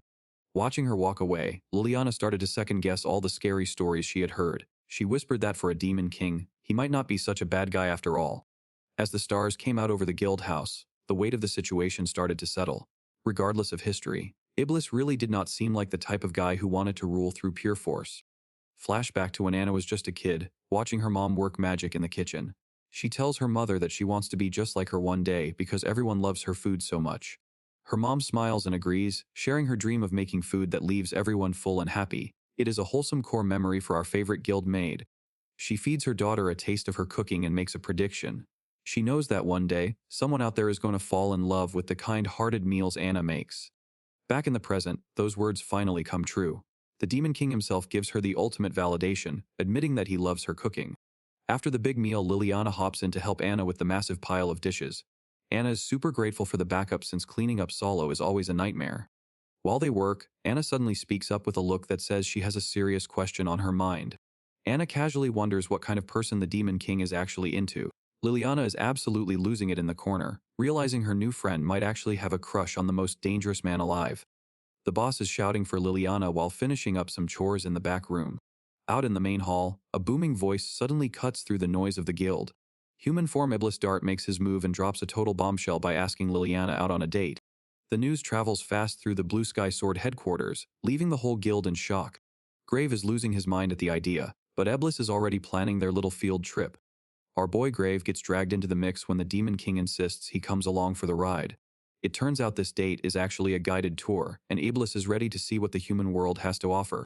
Grave is losing his mind over how socially clueless this guy is. Iblis has no idea why everyone is so stressed out by his weird phrasing. The rumor mill is already working overtime and Anna is absolutely stunned. The idea of Liliana going on a date is the biggest news the guild has seen in years. Liliana is internally screaming because she knows Anna is probably terrified of Iblis after yesterday. She scrambles to explain the misunderstanding before the situation spirals out of control. Iblis moves in for a total power move and leans close. He casually asks Anna if she wants to tag along and join the group for the day. Anna is visibly flustered and tries to use her shift as an excuse to back out. She is clearly not used to being the center of attention for the former Demon King. The adults in the room are not about to let her miss this chance. They immediately volunteer to cover her work so she can get out of the kitchen. Iblis is hyped to get moving and Anna finally agrees to join the party. The group is officially ready to head out and see what the human town has to offer. Grave scratches his head while asking Liliana if she is actually okay with this sudden group outing. Making sure our boy is sticking with the team, Liliana leads the way out of the guild. Standing tall, Grave explains that he would never let her go off alone with that guy. Liliana stops in her tracks and stares back with wide eyes. Anna heads forward with a laugh while commenting on how bold the date request was. Liliana remains frozen with sweat beads on her face. Hitting into the town square, the group leaves Liliana behind to process her shock. Even the other guild members are stunned to see Grave making such an intense face. Gossip spreads through the main street the moment they arrive. The townspeople whisper about Grave and the mysterious handsome guy walking next to him. Stunned locals gather to watch the duo pass by. It is a double visual threat as the crowd struggles to handle this much main character energy at once. Grave and Iblis are basically walking magnets for every eye in town, and the attention is getting out of hand. Liliana is worried they are just going to wander around forever, but Anna has a specific destination in mind. They arrive at a cafe specifically for couples where the hostess asks if they want to try the exclusive menu. Anna takes the lead and calls herself and Iblis a couple, which leaves everyone else in the group absolutely stunned. This has been her dream spot for a long time, and finally getting to visit with Iblis is a massive victory for her. Iblis seems curious about the new concept, while Anna watches him closely to see if he is feeling the vibe. Seeing him so calm makes her worry that she is the only one in the room with a pounding heart. Iblis tries to hide his reaction while admitting that the whole situation is getting pretty embarrassing. The order finally arrives, a drink known as the Super Rich Love juice with a unique heart design. Seeing 2 straws in a single glass is a curveball that catches Liliana off guard. Sitting together at the tiny table makes them realize just how intimate human couple traditions can be. Grave and Teresia are dealing with their own level of awkwardness after ordering the same drink. Teresia starts drinking and asks why our MC is still hesitating to join her. She keeps a close watch on the other table, carefully observing whether Liliana is actually comfortable with the situation. He tries to play it cool, but that blush says everything. Daniel is his only defense right now. Outside on the balcony, our boy is basically acting like a human security camera. Iblis just wants to know why his new bodyguard is being so clingy. Even with a magic contract in place, trust is a hard sell. Grave is staying locked in just in case things go sideways. Turns out, the human need for sleep is a weird concept for the Demon King. He is ready to pull an all-nighter just to keep the stare down going. Under the night sky, the realization hits that demons are basically built different. No food and no sleep sounds like a cheat code. Apparently, being a high-tier demon comes with some pretty elite perks. It is a rare trait that only the top of the food chain gets to flex. Grave is officially jealous of that limitless stamina. Dealing with world-ending threats would be a lot easier if he didn't need a nap. Under the moonlight, Iblis drops some deep lore about demon biology. He explains that their lack of sleep wasn't always a thing, catching Grave completely off guard. Turns out, this wasn't some natural gift, but a brutal evolution forced on them by their environment. In the demon realm, closing your eyes was basically an invitation for someone to take your life. Our boy Grave is visibly shaken by the realization of how cutthroat Iblis's world really is. He can't help but repeat the word evolution, trying to imagine the kind of horror that forces a whole race to stop sleeping. Iblis isn't sugarcoating anything and finally answers the question about his home being a total war zone. He confirms that the demon realm is a ruthless place where only the strongest survive. We get a glimpse into the dark reality where power just makes you a bigger target for anyone with ambition. In that world, showing even a tiny bit of weakness is the same as throwing your life away. It's a lonely life at the top when your own subordinates are just waiting for you to blink so they can kill you. Iblis admits that this constant threat is why he has never been able to trust a single person. Looking back at the family inside, Iblis notes how strange this level of peace feels. Seeing humans live so tranquilly makes the gap between their two worlds feel wider than ever.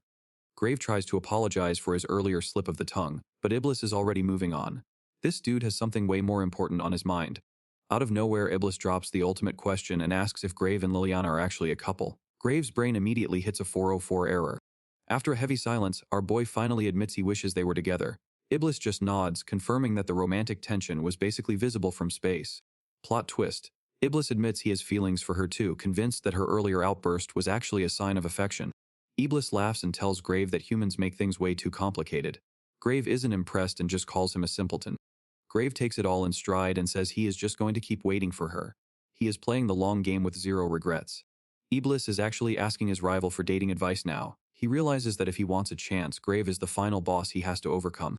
Grave's confused yelling echoes right out the front door as he wonders why he's the one giving dating tips to a literal demon king. Meanwhile, in the demon realm, a massive castle looms over the landscape while voices cry out for Lord Jaeger. Inside the throne room, the generals are hitting the panic button. The invasion is ready to go, but morale is tanking because their king is still missing in action. A hand grips the arm of the empty throne as the soldiers beg for orders. They are completely lost without their leader and desperate for a plan. This distinguished demon in a tuxedo watches the empty chair with a quiet sigh. He muses that even after thousands of years, Iblis is still a total mystery to everyone. Back at the guild, a pile of vegetables suddenly starts floating midair. Wait, what even is this?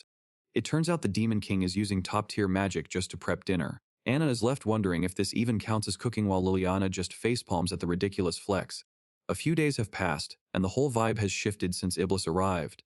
The place has become even more lively with a former enemy acting like just another member of the team. This dude is a natural at fitting in. He has completely blended into guild life, and Anna is already hyped to see what they are doing next. Over with the main pair, Grave drops a casual head pat that sends Liliana into a total panic. She thinks he is amazing but can barely handle the proximity.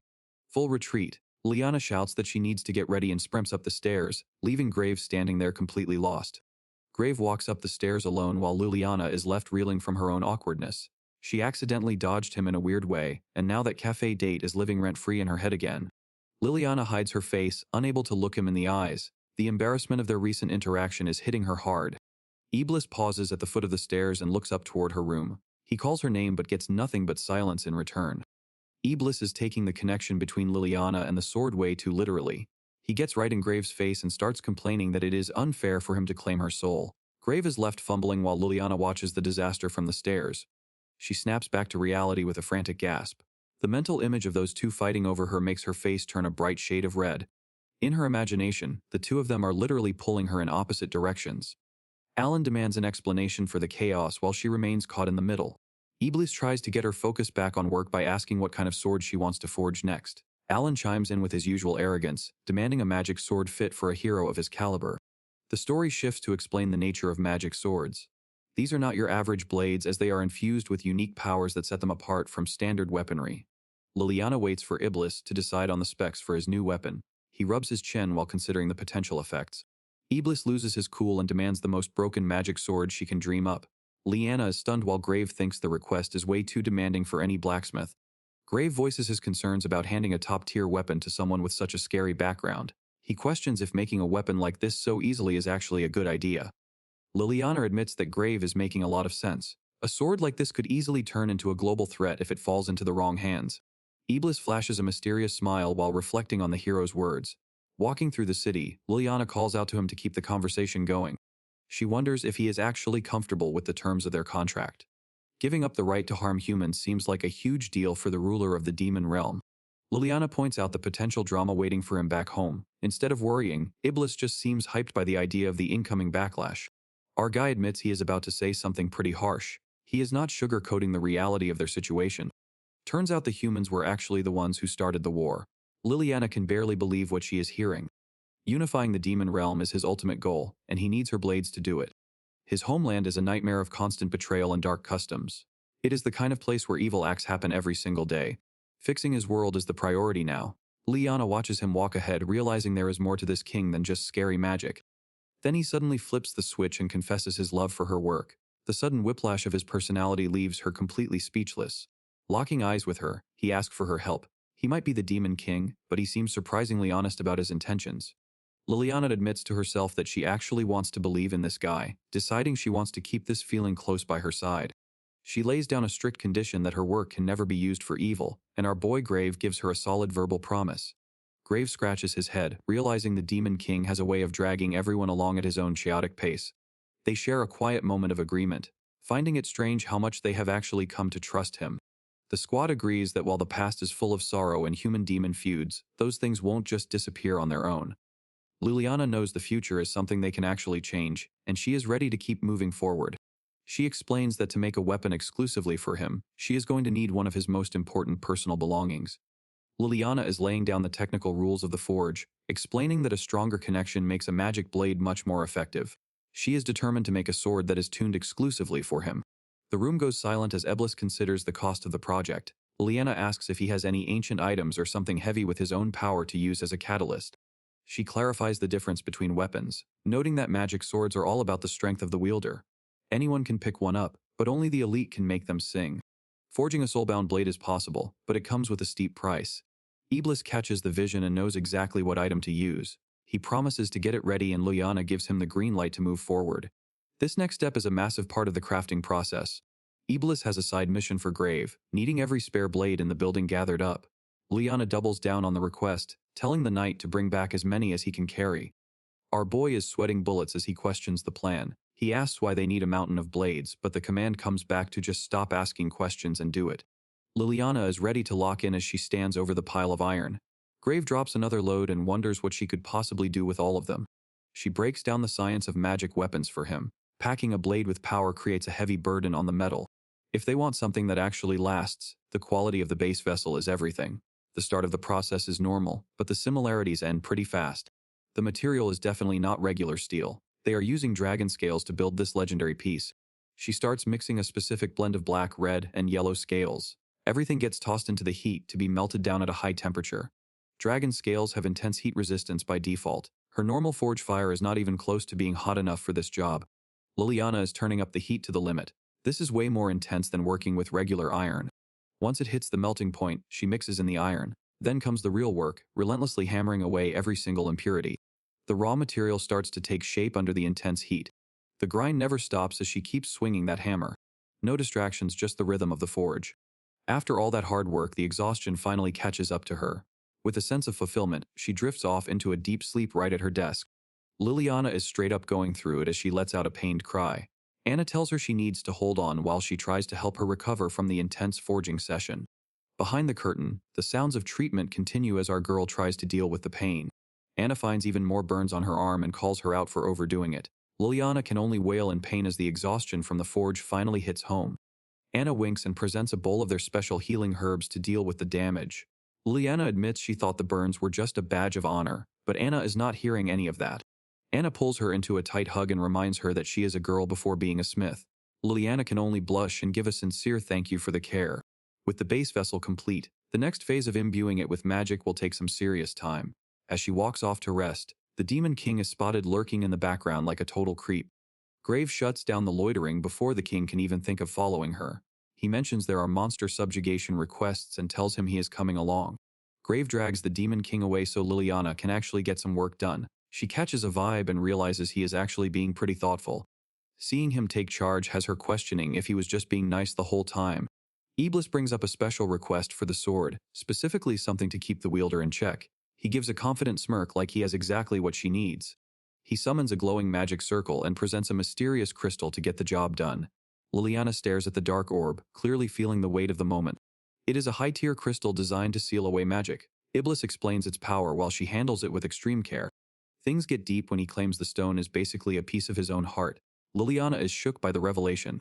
She holds the crystal close, feeling the intensity of his commitment. For her, this is more than enough proof that they are in this together. Forging a magic sword is a huge headache because the difficulty spikes with the complexity of the enchantment. Liliana is dead serious about this, and so is the Demon King. The secret lies in the magic circles used to activate spells, which are engraved with special symbols called rune letters. Every effect depends on the specific combination of those runes. It is basically like coding but with way more fire and steel involved. There are 55 individual types to keep track of.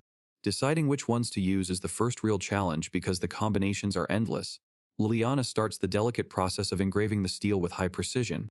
The whole shop shakes when a blade snaps under the intense pressure of the work. Doga rushes in to check on her, but Liliana is way too locked in to care about a little noise. Doga notes how tiny those rune letters have to be to fit on the blade. Liliana explains that constructing complex spell formulas requires working on a microscopic scale. Fitting complex formulas onto a single blade is a nightmare. Since every rune adds weight to the metal, our girl has to keep the letters microscopic to avoid snapping the steel. One wrong stroke means the whole thing is trash, which is why she needs a mountain of spare swords. Doga finally gets why the shop looks like a warehouse. Liliana gives a sheepish smile, wishing she had actually paid attention in rune class. Now she is feeling the pressure of every single line. When asked if she has ever pulled this off, she admits it has been a hot minute since her last attempt. Back at the palace, she was stuck doing basic repairs and eventually convinced herself she was a talentless failure. She basically gave up on the high-level stuff. She spent years living in her own head, but that self-doubt is officially dead. Liliana is finally starting to see what she is truly capable of. After failing more times than she can count, she is ready to leap toward the light. It is time to break free from all that anxiety. Liliana and Doga look absolutely drained as the soul-crushing pressure finally lifts. It feels like every single knot in their muscles just vanished into thin air. They stand there in awe of their own work, feeling that legendary rush of success. All that intense grinding finally paid off. Doga keeps it real by admitting he has had plenty of failures too, which totally catches Liliana off guard. They share a good laugh, proving that even the best in the business start somewhere. Liliana gets that fire back in her eyes because failing does not matter when people are relying on you. She is fully locked in with the heart of a true craftsman. This relentless drive is how she keeps pushing herself to new heights. Whether it is now or in the past, she never stops moving forward. Liliana lets out a massive cry of relief before deciding it is time to hydrate. She turns around only to see Grave and Iblis standing right there, nearly jumping out of her skin. She is shook that they finished their mission so early and made it back before sunset. Apparently, they have been chilling in the shop for a solid 30 minutes, while she was in the zone. Iblis is basically glowing with main character energy after their successful mission. Grave looks like he just worked a double shift while his buddy did all the talking. Our boy is already planning his world tour now that humans finally respect his power. Grave has to keep him grounded by reminding him he is still nerfed in this human skin. Liliana is totally hooked on the technical details of his transformation.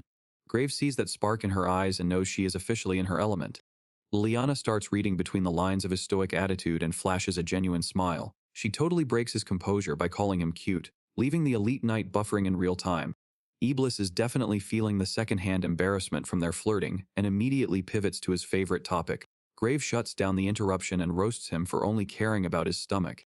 They both reach out to her like something straight out of a romance sim. It is time to wrap up the work day and head back to the place she finally calls home. Looking at them, she finally feels that sense of peace she thought was gone forever. Liliana whispers a quiet message to her parents, knowing she is exactly where she belongs. Flashback to the days when things were simple. Young Grave flashes a winning smile and tells Liliana it is time to head home. She just stares back at him with that look of pure admiration. Liliana is reminiscing about the times she truly cherished. Grave is already halfway down the road, challenging her to a race back to the guild. It is the kind of memory that keeps her going when things get tough.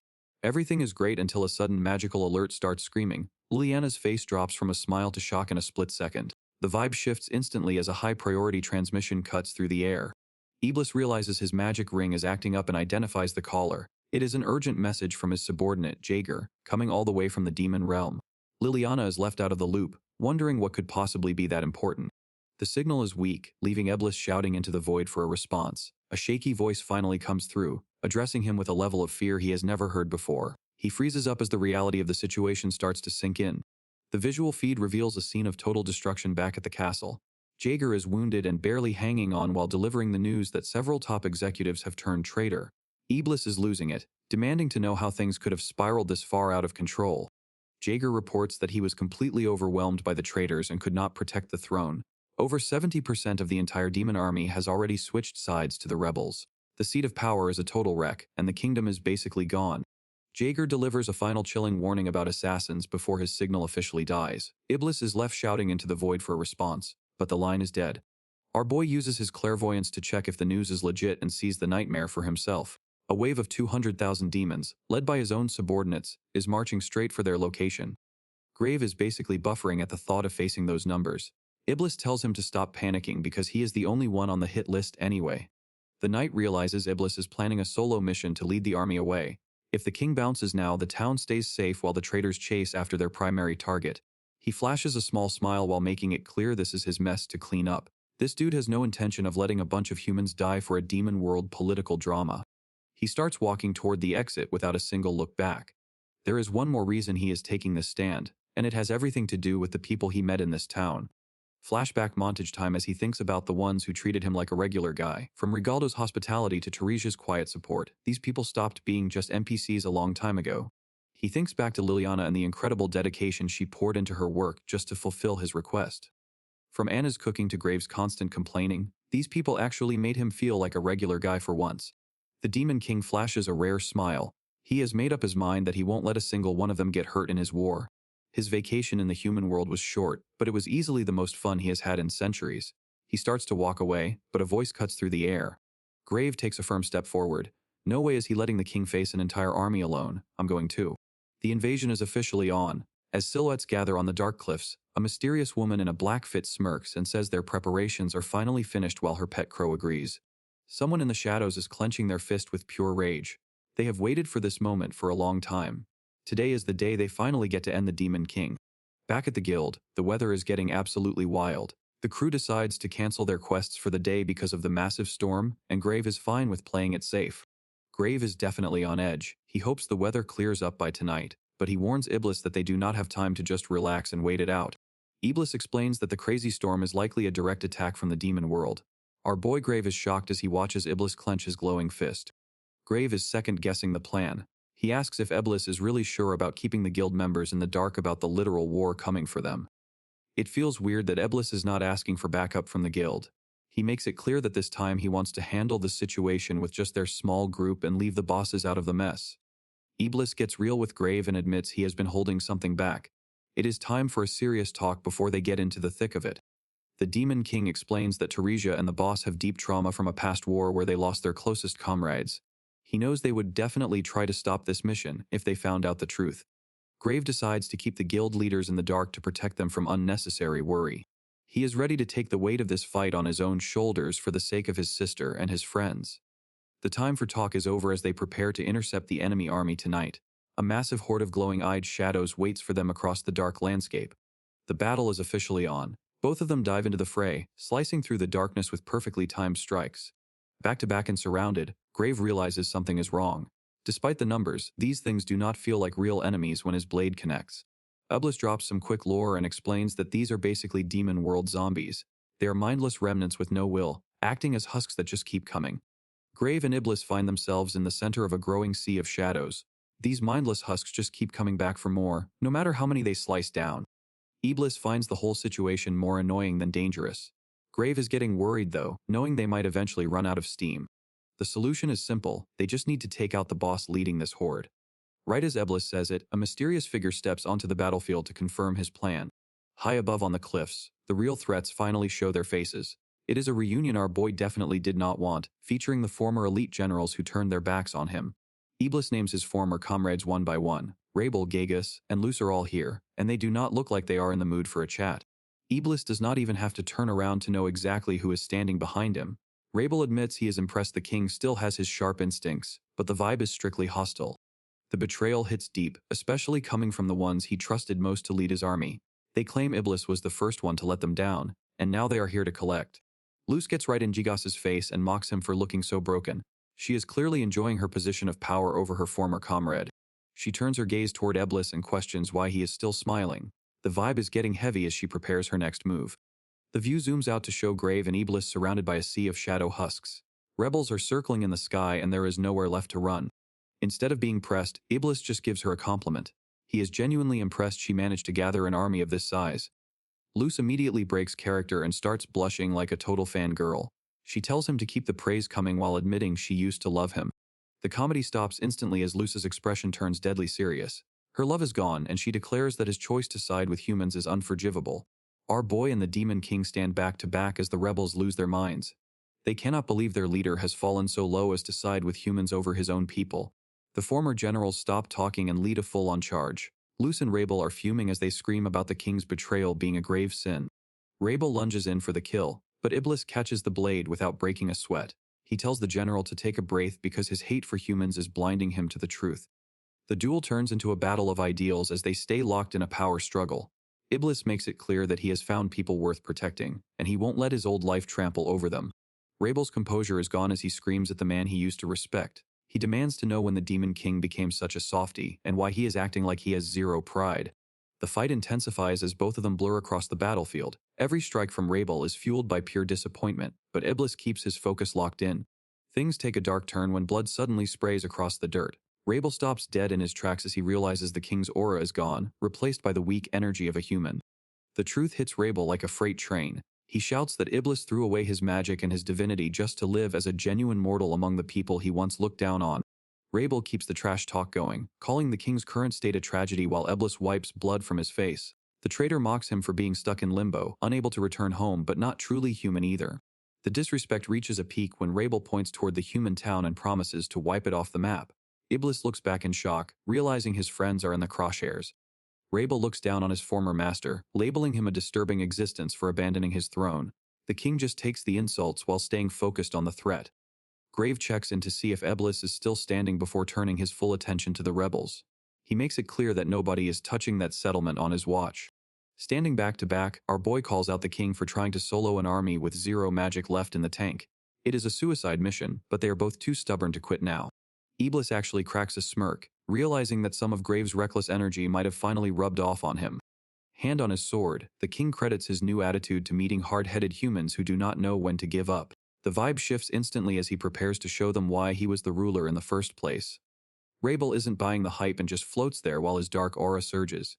He tells the duo they are just talking nonsense before promising to end their misery fast.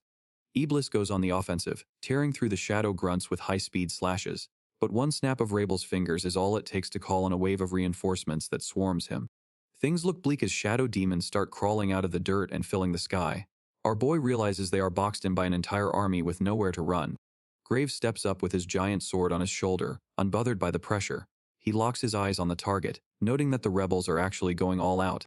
Suddenly, Teresia shows up and she is not in a good mood. She crosses her arms and tells Grave he has got a lot of explaining to do after they survive this.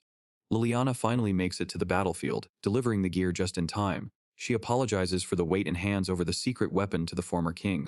The second Iblis grips the hilt. The blade lets out a blinding flash of light. He is stunned by the power, realizing Liliana is a genius for creating something this broken.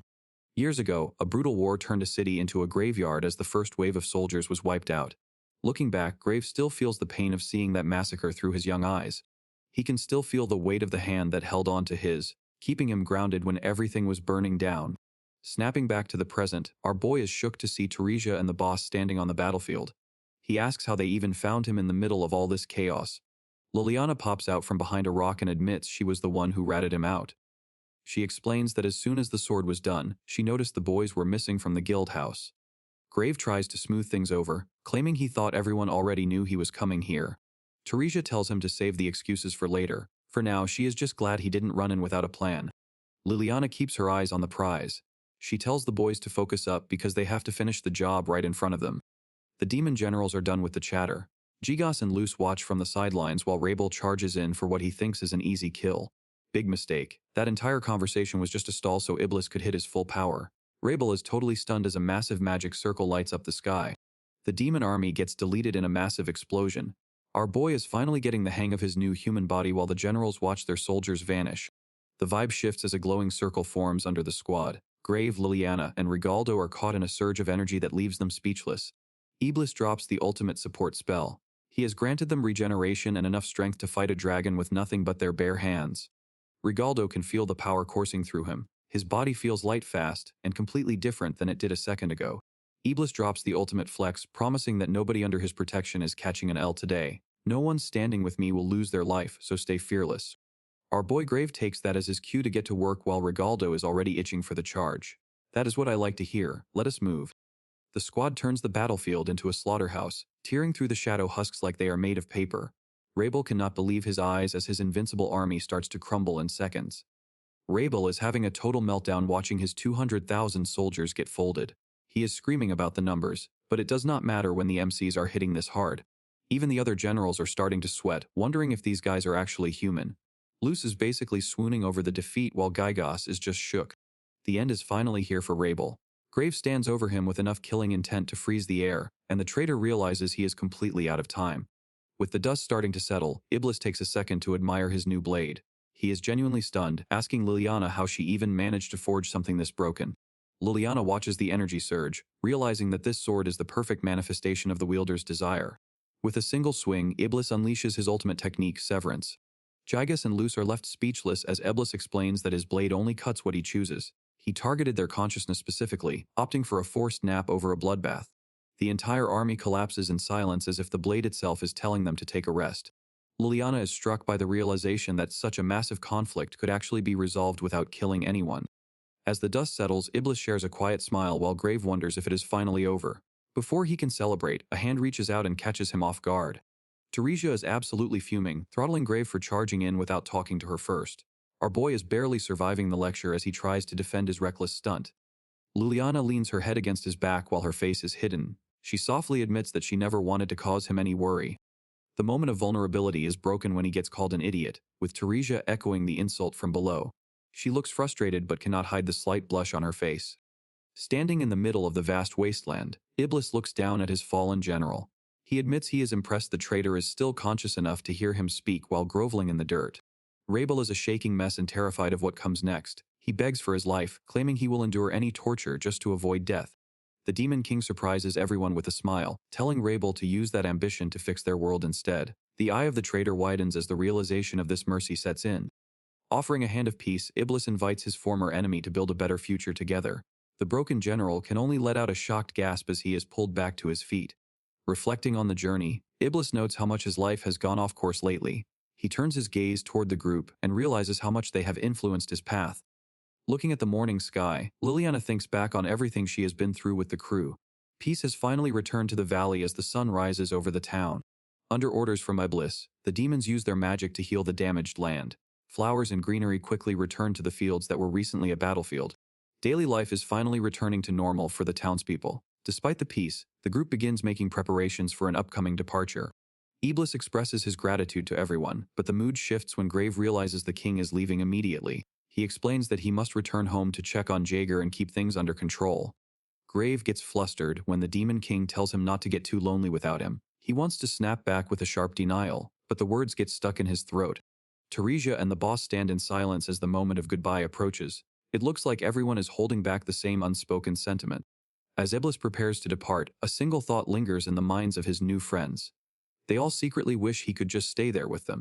Iblis wonders why everyone looks so depressed since he is not gone forever. He still has big goals to hit, but Liliana thinks he is dreaming too big for a single lifetime. He starts to head out with a casual wave before being stopped. Anna rushes from the guild to catch him before he can disappear. Iblis turns around to see what the cook wants. She looks completely serious as they face off in the middle of the street. The sun rises over the valley as peace returns to the town. Everyone gets back to their daily routine while keeping those memories close until they meet again. Back at the forge, everything felt right again. Between the heat on her skin and the smell of soot, she was finally back in her element. This workshop was her whole world. Her senses sharpened with every strike of the hammer. Even when it felt like she was all alone in this world, she kept her focus on the metal. Elsewhere at the Doga Forge, the old man is heading out for a delivery. He trusts her to watch the shop, and she is happy to step up. While working alone, she starts feeling guilty about how much she owes her mentor. She wants to do more for him, but a pot on the shelf is about to ruin her day. Our boy Grave shows up out of nowhere to catch the falling pot. He finished his guild work early and just happened to drop by at the perfect time. She is a total blushing mess trying to find her words. Grave just gives her that signature smile and says he wanted to see her working hard. He offers to help her clean up so she can keep working. She takes him up on the offer, deciding to stay at the forge a little longer since he is sticking around. Grave asks if she has got a major project in the works, but Liliana admits her ideas are still in the early stages. It turns out she is feeling a bit unfulfilled just doing busy work for Master Doga. Being a guest in someone else's forge is starting to weigh on her, especially since she is taking up space used for guild repairs. She mentions wanting to strike out on her own, leading Grave to wonder if she is planning to forge a legendary new weapon.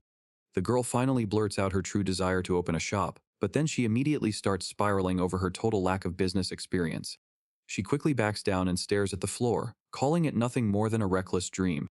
Elsewhere in her imagination, a vision of a charming cafe-style workshop with white walls and antique bricks comes to life. She imagines a shop filled with everyday goods where families feel comfortable stopping by. Grave asks what the name would be, but Liliana thinks her full name is just way too long for a sign. Grave suggests shortening it to Lily's Workshop and starts geeking out about her starting her own business. Liliana thinks back to her time covered in soot while Grave cheers her on, insisting they talk to the boss right now. She realizes that having someone by her side gives her incredible strength as the sun sets over the guild house. Teresia summarizes the plan to a silent boss who looks like he is deep in thought. Liliana starts sweating buckets, fearing a bad reaction while Grave tries to keep his cool. The boss is surprisingly supportive. He admits they've already been moving toward food and business, so he isn't against the idea at all. Pointing upward, he explains that expanding is the guild's current goal anyway. It would be a total waste to keep Liana's legendary skills locked away for just their personal use. Liliana bows her head in gratitude, but the weight of the decision is still visible. Grave picks up on the vibe and asks why she's still holding back if the path is clear. Teresia steps in to drop a reality check. She reminds them that setting up shop in this town isn't as simple as just getting permission.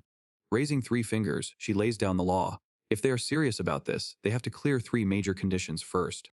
First up is the business model.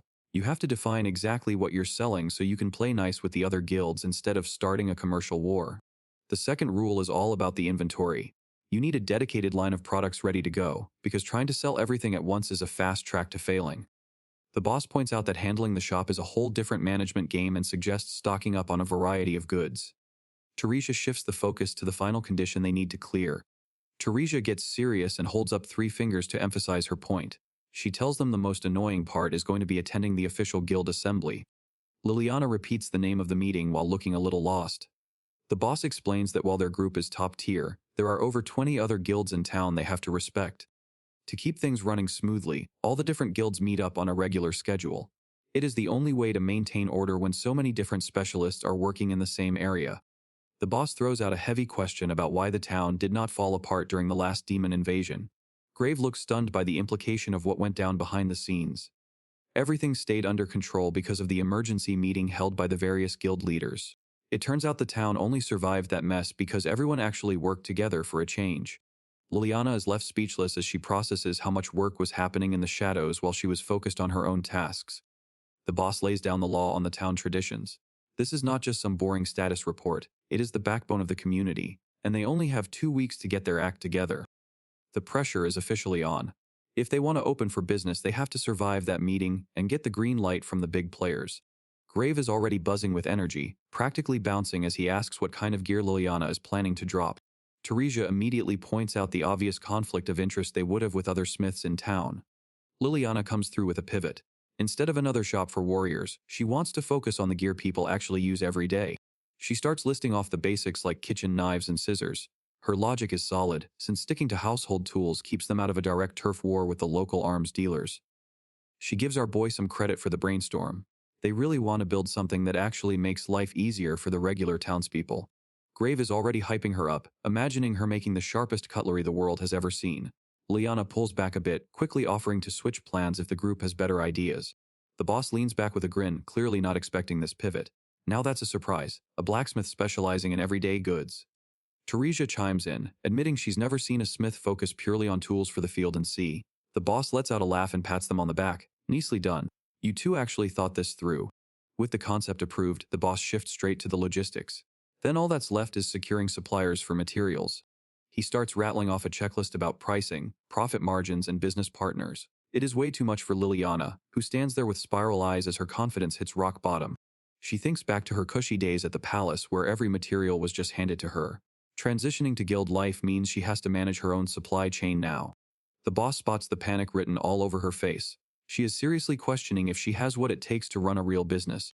He just laughs it off and throws a heavy arm around Grave's shoulder. Don't worry, it'll be fine. We'll make Grave help. Teresia makes it clear she's already taught Grave everything he needs to know about accounting. There is zero room for debate on this assignment. She gives Liliana a soft look, telling her to just relax and leave the technical stuff to our boy. The boss warns that things are about to get busy. Liliana worries about Grave's workload, but Teresia makes sure he knows he is still on the hook for his combat duties too. He is not backing down, giving a loud and proud confirmation. Grave turns up the charm by dropping to one knee and kissing Liliana's hand. He calls it an honor to be part of her dream, asking if she thinks they can make a great team. It is a cinematic moment that leaves her blushing and speechless. Liliana finally calls him out, asking if that whole routine was a bit much. Grave just gives her a grin and admits he has been wanting to try that dramatic line for ages as they head out for the day. In a quieter corner of the guild, Teresia asks if keeping certain things a secret from Liliana was really the right move. The boss is already looking ahead to the guild assembly, knowing the real problem is not the shop's strategy. A mysterious man with glasses looms over the coming assembly as the boss reveals who will be there. We begins with Liliana walking through the quiet guild halls. She shuts the door behind her and whispers that her new life still feels like a vivid dream. Over at the guild house, Grave is already deep into the inventory grind. He counts through the stock of crystals one by one to make sure every single piece is accounted for. Grave checks the manifest and tells Liliana they have a strong surplus of materials to work with. The storage room on the second floor is officially ready for their new business venture. Grave walks her through the basics of the shop's logistics until a fellow guild member calls him away. He gives a quick wave and heads off to deal with his nightly duties. Liliana takes the search for a store into the heart of the city. She spots a vacant building but quickly realizes it is way too cramped to hold her forge. The streets she used to look at with no hope now feel transformed. Every corner of the city holds a new sense of possibility now that she is starting her own shop. Next up is a quick lesson in branding and marketing. Liana studies how local shops use hanging signs and chalkboards to tell customers what they are selling at a glance. Liana checks out some local shops and realizes a clear storefront is key for attracting customers. Seeing expensive lamps on display makes it easy to understand the vibe. She quickly notes that decor is everything for a shop image. Our girl is definitely not stepping into a place that has a creepy horned skull over the door. Back at the guild, the reality of running a business starts to sink in. She feels totally overwhelmed as she stares down at her pile of notes. Liana slumps over the table and wonders if she is cut out for this. Her pity party is cut short when Grave walks in after a long day of work. Our boy explains that his team just finished a massive dragon hunt. Liliana is too distracted by the fresh scratch on his face to focus on the battle stories. When he asks about the shop, she immediately hides her lack of progress. She forces a smile and lies through her teeth, saying things are going great. Deep down, the guilt of lying is eating her alive. Seeing Grave work so hard makes her feel even more pathetic for being stuck at square one. Liliana can't shake the guilt of her lies. Staring at her notes, the words powerless and pathetic keep looping in her head. She finally snaps and comes clean about the total lack of progress. Between her apologies, she admits that finding a location is way harder than she thought. Instead of getting mad, our boy actually starts laughing with relief. Liliana is completely caught off guard by his positive reaction. He tries to calm her down, explaining that her being honest is actually a huge weight off his shoulders. Seeing her finally drop the act makes him genuinely happy. Grave admits that seeing her show some vulnerability for once is actually a nice change of pace. He is just glad she trusts him enough to stop pretending everything is fine. He gives her a gentle head pat and reminds her that she is literally doing this for the first time. There is no reason to apologize for struggling with a brand new career. He suggests the most obvious solution: just go talk to someone who has already done it. Liana realizes she knows the perfect person to ask for advice. They head over to Doga's weapon shop to see how a real storefront operates. The display is impressive, and Grave admits he should have brought her here much sooner. Doga shows off the place he's built with pride. It's a reminder that there's a lot more to this industry than just the work done at the forge.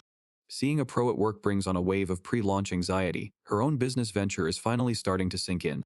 Doga is ready to be her first customer before the doors are even open. Everyone is ready to celebrate, but there's still a lot of work to do. Our boy reminds them that the guild assembly is a hurdle they still need to clear.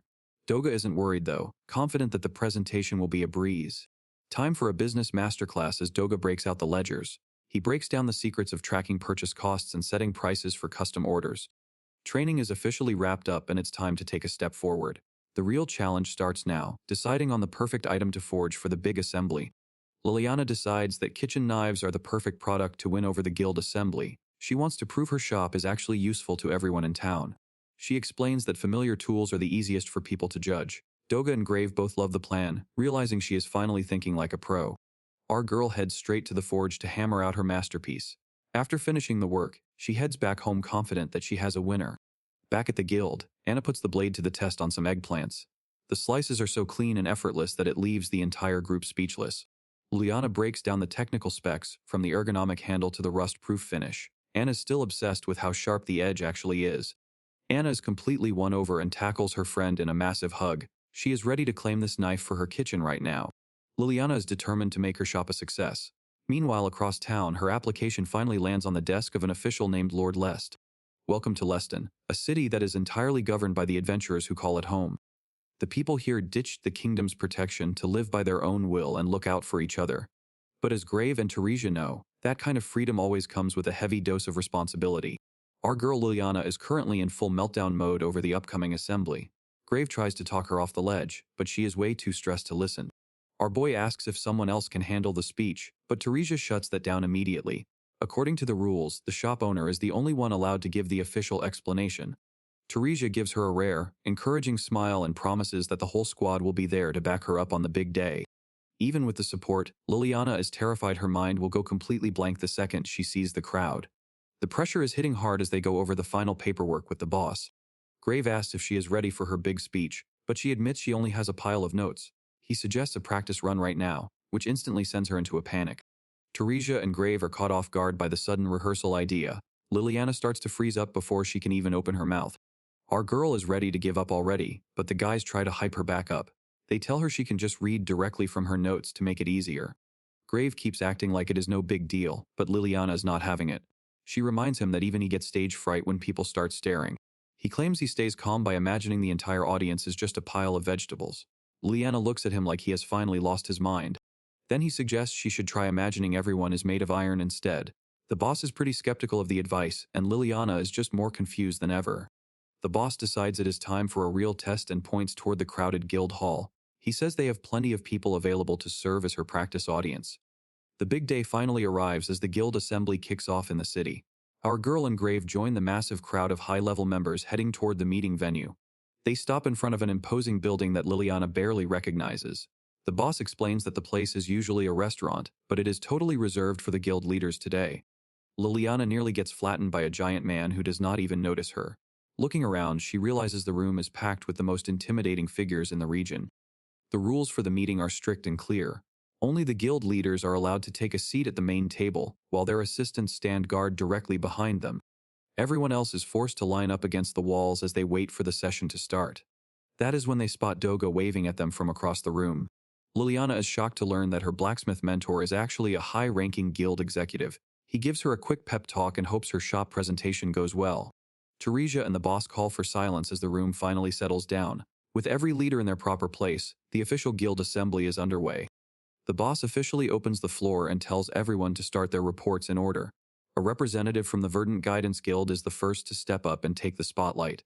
GM Kajin steps forward with a polite smile to begin his status update. He looks totally relaxed while standing in front of the most powerful leaders in the region. Grave explains that this is actually the largest production guild in the city. Liliana is losing her mind because she had no idea her mentor Doga was such a high-ranking executive. The meeting moves fast as leaders from guilds of all sizes take turns speaking. Every group has its own specialty, and no one seems to have a clear advantage over the others. Seeing all these elites makes Liliana realize how lucky she was to find her current home. She admits to herself that she might have been too intimidated to join if she had to choose between all these factions. The moderator calls for the next speaker to approach the table. Lord Lest from the Earth Fortress Guild is up next to address the assembly. Lord Lest gives off an icy vibe as he stares across the room. Liana feels a sharp gaze landing right on her, but she tries to convince herself it is just her imagination. The representative from the Verdant Guidance Guild wraps up his status report by noting that request counts and distribution are stable. Standing off to the side, Liliana tries to shake off her nerves and hopes that intense stare she felt earlier was just her imagination. It is finally time for the Blue Sky Sword Guild to take the floor. Teresia takes charge of the activity report while the boss stays seated, making sure everyone has the right materials to follow along with their progress. Liliana is surprised to see the boss staying on the sidelines instead of leading the talk. Grave leans in to explain that if the old man actually tried to present, the group would never reach an agreement. Teresia finishes the formal report with total poise and prepares to introduce their newest asset. Watching from the crowd, Liliana is blown away by how composed and professional she looks in front of all these big shots.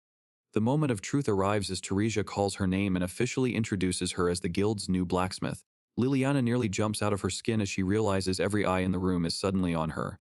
She steps forward to face the room full of intimidating leaders and struggles to find her voice. Her heart is racing as she introduces herself to the crowd and wonders if she is even making any sense. Liliana takes a deep breath and explains her background as a former royal court blacksmith. She tells the assembly how she left that world behind and joined the guild thanks to Graves' recommendation. Our girl steps up to make the big request, trying to treat the audience like nothing more than raw materials. She is here to get the official green light for her new shop. She lays out her work for everyone to see, explaining how these blades are way better than the standard stuff. The crowd is actually into it, and some of the guys are already sold on the quality. With the presentation done, it is finally time for questions. Of course, Lord Les does not miss a beat and immediately makes his move. He admits the business side of things is clear, but this dude does not care about the knives. He wants to dig into Liliana's personal history instead. Doga jumps to her defense, swearing that she is a top-tier asset to the guild. It is a shock to see him actually respect someone else's skills for once. Lord Les stays calm and argues that high-level skills are not always a good thing. He suggests that being too talented can actually lead to some serious problems. He apologizes for taking so long to get to the point and says his question is actually pretty simple. Liliana stands there in silence as he prepares to speak. Lord Les drops a heavy question, asking what kind of presence she wants to be for the city. Our girl is completely frozen. She stands alone in the middle of the room, questioning what she actually seeks. The city gave her a home when she had nobody. Now, she declares with total confidence that she is a blacksmith. Looking Lord Lest in the eye, she says she wants to contribute to the city that saved her. This is the only life she has left. She finishes her emotional speech, but the response is just a cold question about if that is all she has to say. Lord Lest is not impressed, pointing out that other blacksmiths already exist. Teresia starts to snap at the disrespect, but Grave has to keep her in check. He admits she has crazy talent, but he is clearly leading up to a massive catch. The tension in the room is at an all-time high. Our girl admits she was being a bit arrogant, thinking her skills would automatically buy her a spot. She really thought being a blacksmith was enough to earn her a place to stay. She just wanted to believe that she finally had a real place in this city. The peace is shattered when a sharp scream rings out into the night. A woman looks around in confusion, wondering if the trouble is starting up again. A literal horror movie setup. This creep with pitch black eyes is stalking the streets, and the vibe is beyond cursed. He strikes without warning. One swift slash and the night is filled with screams and blood. Our slasher crouches over the mess, muttering to himself about his target while the city sleeps in the background. Back at the guild, the main entrance is a mess. A crowd is already gathering, but the guards are telling everyone to head home. Pure chaos inside. People are shouting for the boss because a major incident just turned the whole day upside down. Grave is caught off guard by the flood of requests from rival guilds. It seems they have been coming in nonstop since early morning. The grim reality finally drops. It is a serial slasher and he is hunting women all over the city. Grave drops the heavy news that only women from various guilds are being targeted in these attacks. Liliana adds that none of the victims have regained consciousness yet, making the situation even more dire. The atmosphere gets tense as rumors start circulating that only a master blacksmith could have made a blade like that. Everyone is starting to point fingers, and the whispers suggest Liliana might be the one responsible. Alan is fed up with the city losing its mind over a bunch of baseless rumors. Liliana tries to respond, but the weight of the accusations is clearly starting to get to her. Rigaldo isn't having it and shouts that people are actually getting hurt regardless of whether the rumors are true. He demands to know what the plan is if the stories about the blade turn out to be real. Teresia steps in and physically shuts Rigaldo up before he can cause more panic. She calls him out for being too soft and asks if he really has the guts to criticize how they handle things. The verbal takedown continues as another representative named Mile gets reminded of all the trade favors he has enjoyed lately. He can only pull a face and grunt in annoyance when his hypocrisy is put on blast. Riot is the next one in the hot seat as he is reminded that the guild took in all the people who fled his own harsh management. He just stands there sweating, completely unable to find a comeback for the truth. Teresia stands her ground and tells the critics to bring their complaints forward. She is ready to listen to whatever they have to say. One representative admits they have leaned on the guild in the past, but the current fear is too much to ignore. The man beside him stares at the ground in silence. Desperation takes over as a man begs for the safety of his pregnant wife. The boss offers a comforting hand and promises that everything will be okay. Stepping up to lead, the boss outlines a plan for night patrols and medical support to help the injured. He genuinely feels for the citizens and their growing anxiety. Our boss tells the people to rest easy because he is going to handle this situation once and for all. Everyone watches him walk away with a heavy sense of hope. Once they are alone, Teresia asks why he would stick his neck out like that. She warns him that the guild assembly is already looking for any reason to brand Liliana as a complete failure. Teresia notes that the public just wants a target to blame so they can feel unified. The boss stays quiet for a moment and finally agrees that she is probably right. The boss knows the guild is only in this position because the Demon King came looking for Liliana. They were handpicked to handle the situation, and he is ready to tank all the hate to protect his people. He sees this crisis as a prime chance to finally prove their worth. He is banking on a massive win here to shut down any complaints about the new shop opening. Teresia calls him a complete muscle brain for acting without a plan. He just laughs it off, seeing this as the perfect stage to show the city what they are actually made of. Seeing the determination in his eyes, she starts to get the vision. She is even willing to shoulder some of that public backlash if it helps the cause. Turns out being mistaken for the real boss is a recurring theme for Teresia. Liliana admits she fell for it too, thinking the boss was just a figurehead. Flashback to where it all began. A young voice calls out for a friend as a line is drawn in the dirt. Our guy declares his dream to build a family from nothing. He knows a guild this big is something he never could have achieved on his own. Teresia promises to back the boss up no matter what people think. Strategy mode is officially on. Back at headquarters, the boss announces that the decisive moment is tonight. The reports show that the serial slasher is hunting women specifically. He orders the guild to start night patrols and warns everyone to keep the local women indoors. A map is laid out as they divide the city into sectors for a full night watch. When a member asks for the final play, the boss orders them to capture the target on sight. Suddenly, a voice from the back cuts through the room. Liana steps forward and offers to be used as bait since she fits the killer's profile. Grave and the boss immediately shut her down. He tells her to ignore the rumors, but she refuses to sit this one out while her family is in danger. Liliana refused to take no for an answer. Standing her ground, she made it clear that she was a true member of the guild now. The heavy silence finally broke when they realized she would not back down, yielding with a simple, "I understand." Graves got that look in his eye like he's finally cooked up a master plan. The city goes quiet under the moon, and Liliana hits the streets alone to play the role of the perfect bait. She maintains her steady pace through the shadows, waiting for the killer to finally take the hook. The trap is finally set as a hand reaches out from the dark. Liliana spins around just in time to see her attacker. Distorted and screaming, the slasher lunges forward with his blade ready for the kill. Too bad for him, our girl is built different. She effortlessly slips past the attack and calls out him. But then comes the real surprise, it's not Liliana at all.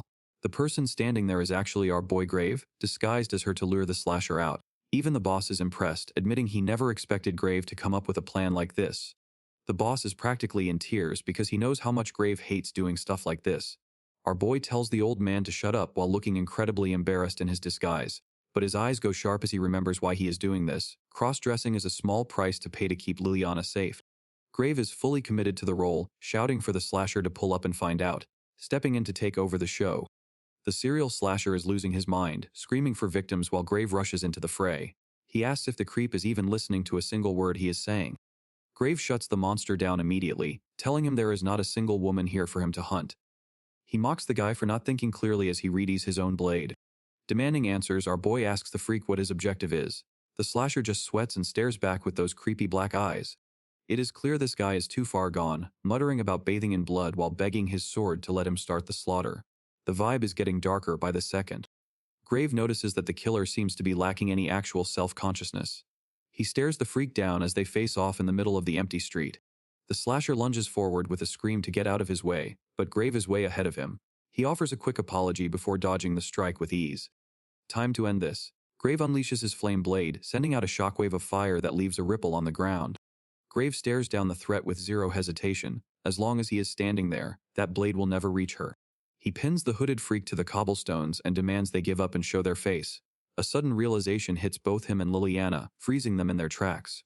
The figure completely evaporates into mist. Grave can only watch in disbelief as the enemy vanishes right before his eyes.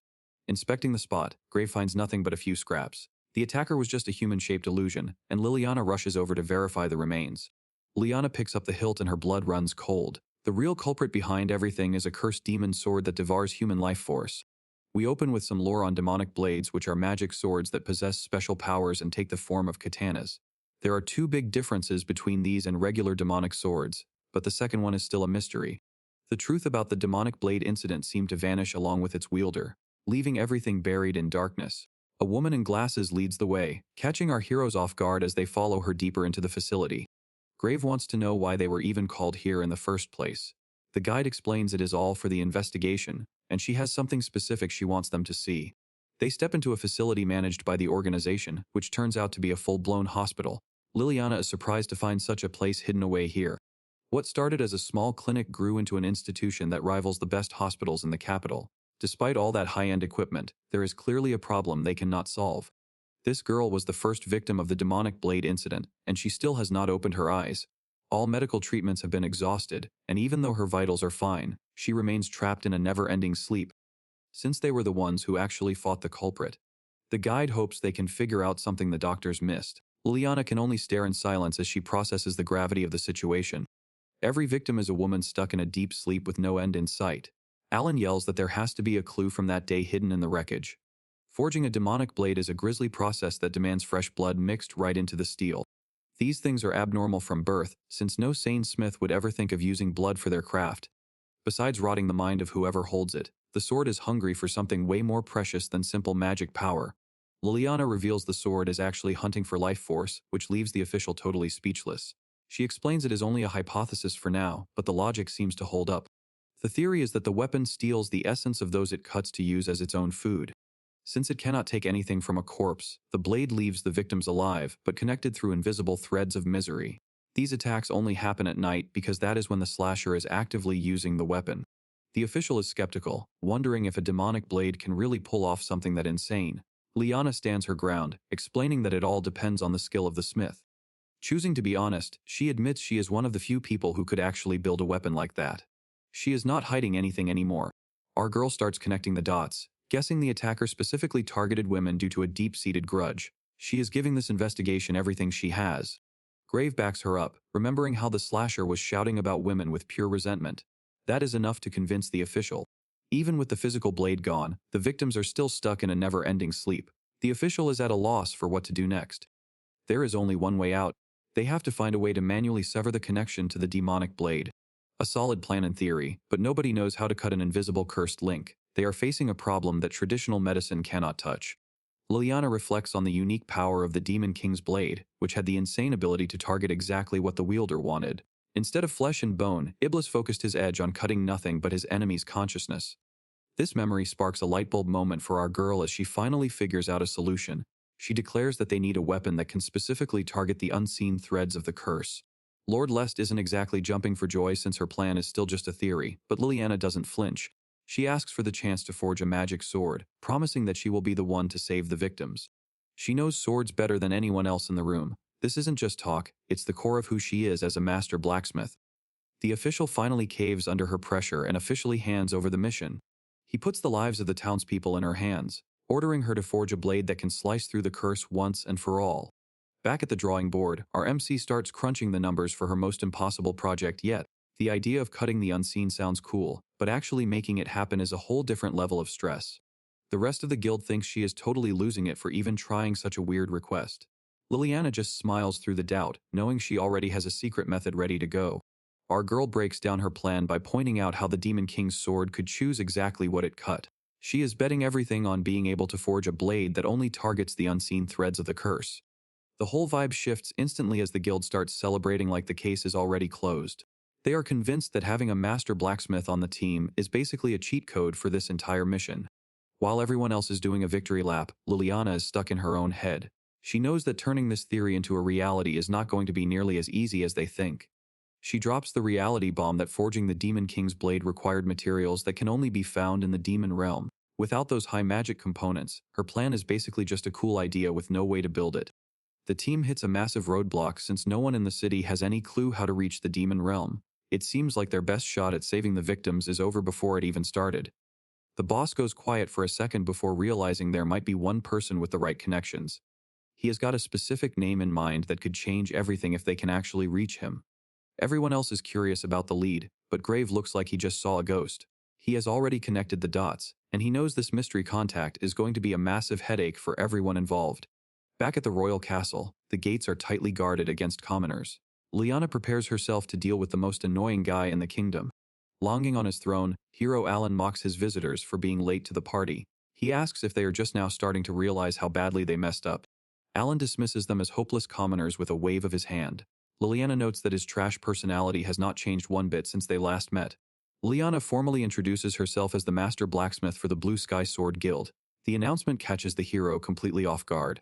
She gets straight to the point and demands the location of the demon realm.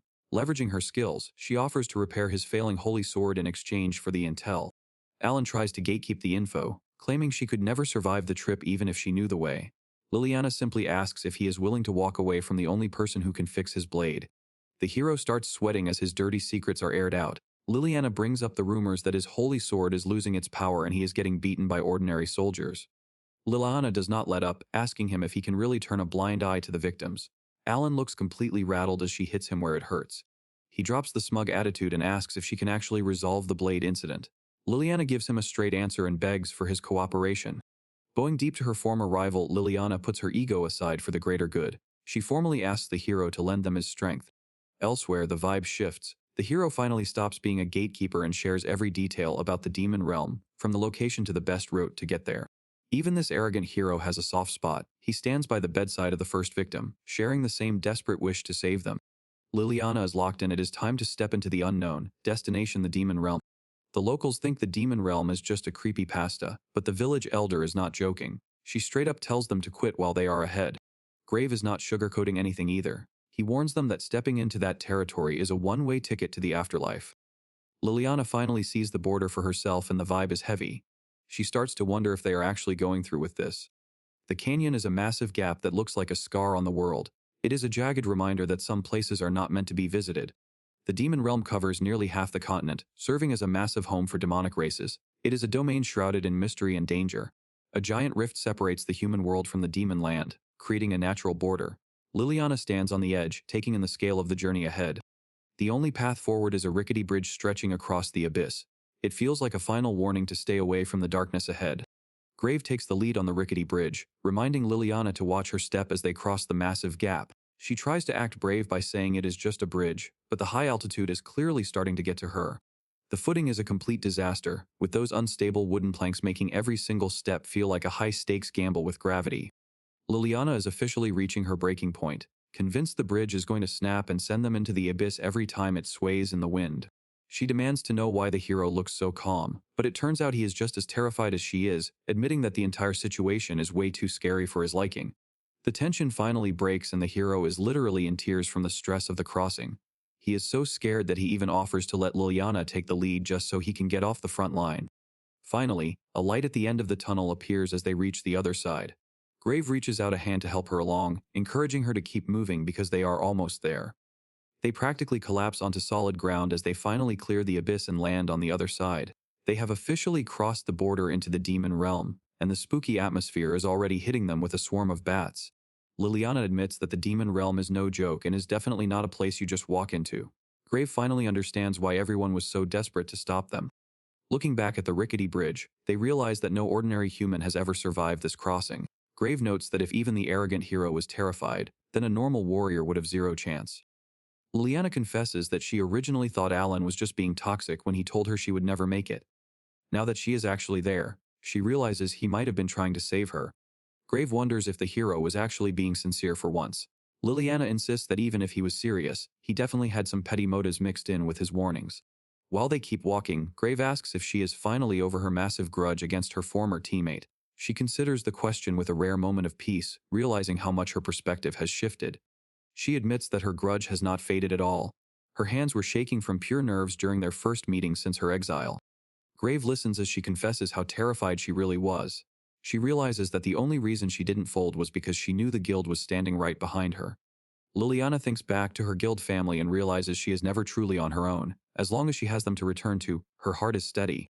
She proudly declares her status as the exclusive blacksmith for the Azure Sky sword. Grave just takes it in, finally seeing how much she has grown. Grave reaches out for a surprise head pat, telling her she was actually pretty cool back there. He keeps the praise coming, telling her she did a great job. Our girl isn't just satisfied with a few nice words though. She gets all fired up, wanting to prove herself even more as they move forward. They keep trekking through the demon realm, but she admits she still has a long way to go. There is still one more thing weighing on her mind. She looks away with a soft expression, realizing that having his support actually changed everything. The realization hits her harder than she expected. A mysterious young girl suddenly appears in the middle of the dark forest, glowing with an eerie light. Liliana can only stare in total shock. A young girl is spotted wandering all by herself through the dark forest. Our duo is caught off guard by the sight, wondering why on earth a little kid is out here. Liliana immediately switches into protective mode and calls out to her. She tries to calm the girl down, promising that they are not here to hurt her. The mystery kid turns around to reveal she is actually a young demon with sharp horns. Liliana notices the girl is limping and quickly moves in to check on her well-being. A nasty scrape on her knee explains why she is having such a hard time walking. Liliana pulls out her first aid kit and gets to work. The girl just stares in shock at the human being so kind to her. The child finally breaks her silence and asks why they are not terrified of demons. Grave breaks out into a cold sweat, realizing they need to keep things honest if they want to survive this. Liliana comes clean about her mission to find a specific mine for rare ore. She asks the girl if she has any info that could lead them to what they are looking for. Grave pulls Liliana aside and whispers his doubts, wondering if she is being way too naive. He is not sold on trusting a resident of the demon realm so easily, even if she looks like a helpless kid. Liliana points out that having a guide is way more efficient than just searching blindly. Grave agrees, and she will just rely on him if things get out of hand. The kid mentions that she knows all about the ore they are looking for, which catches the duo by surprise. She tells them to follow her as she takes the lead through the forest. Liliana is seriously worried about the kid's injured leg, but she brushes it off by saying her wings are all she needs to move. Our girl bows her head in thanks for the help as a bandage is applied to the scratch. The young demon just watches her in silence, clearly moved by the gesture. Looking up at the sky, the young demon realizes she has never met a human who was actually kind-hearted before. High up in the mountains, a massive fortress overlooks the demon realm. Inside the silent halls, the staff is frantically calling out as they search every room for their missing lady. The butler approaches with some bad news, admitting they have completely lost track of Lady Astar. Iblis just sighs, knowing this isn't the first time the free-spirited girl has pulled a vanishing act. He is not stressed about it since he knows there is nowhere in this realm she can hide from him. A dark mist begins to swirl as he prepares to find her. Iblis reclines on his throne, staring into the magical haze that blocks his vision. He notes the presence of a barrier and smirks as the dark mist begins to swirl. "Do you intend to hide from me?" he asks with a growing interest. Deep in the woods, the group follows Lady Astar as she leads the way with high energy. Alan watches her skip along and sighs, realizing she is truly a troublesome little sister. With two massive wolves snarling in the woods, Liliana is absolutely paralyzed, sweating bullets as she's told that it's too late to be scared now. A massive fleshy ball covered in dozens of blinking eyes looms over her, and Astar coldly remarks that she's finally realized the gravity of their situation. As they trek deeper into the forest, Astar bluntly reminds them that this realm is definitely not a playground for humans. Grave leads the way while Liliana clings to her bag, her eyes darting around as more of those multi-eyed monsters watch their every move from the shadows. The surreal parade of nightmares continues as another eye-covered blob floats right past Liliana's face, making her skin crawl. It is a terrifying sight, and she can't help but gasp at the sheer scale of the monster population in these woods. Grave keeps a steady pace, but the atmosphere is heavy with the gaze of 1,000 hidden predators.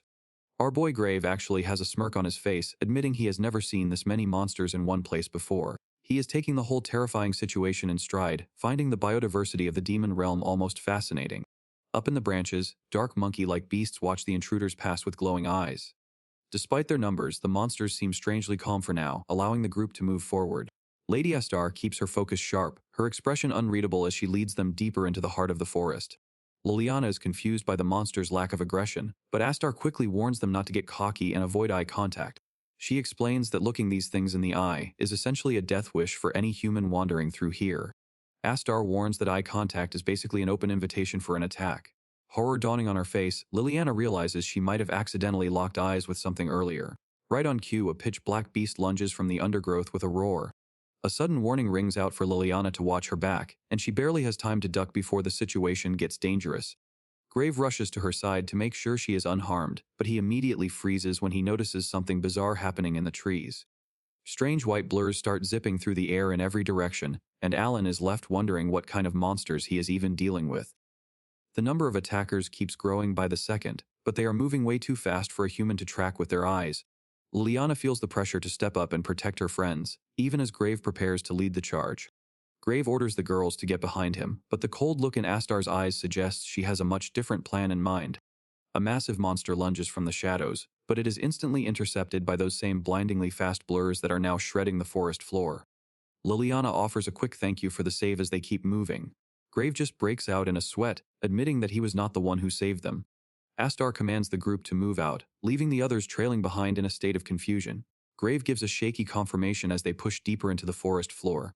Agaigas ha, Astar mutters to herself with a dead serious expression. The squad continues through the woods with Astar taking point and leading them toward their goal. She eventually pushes past the foliage to reveal a dark, gaping hole in the rock and casually points it out. Standing at the cave entrance, she lets them know that it is a straight shot from here on out.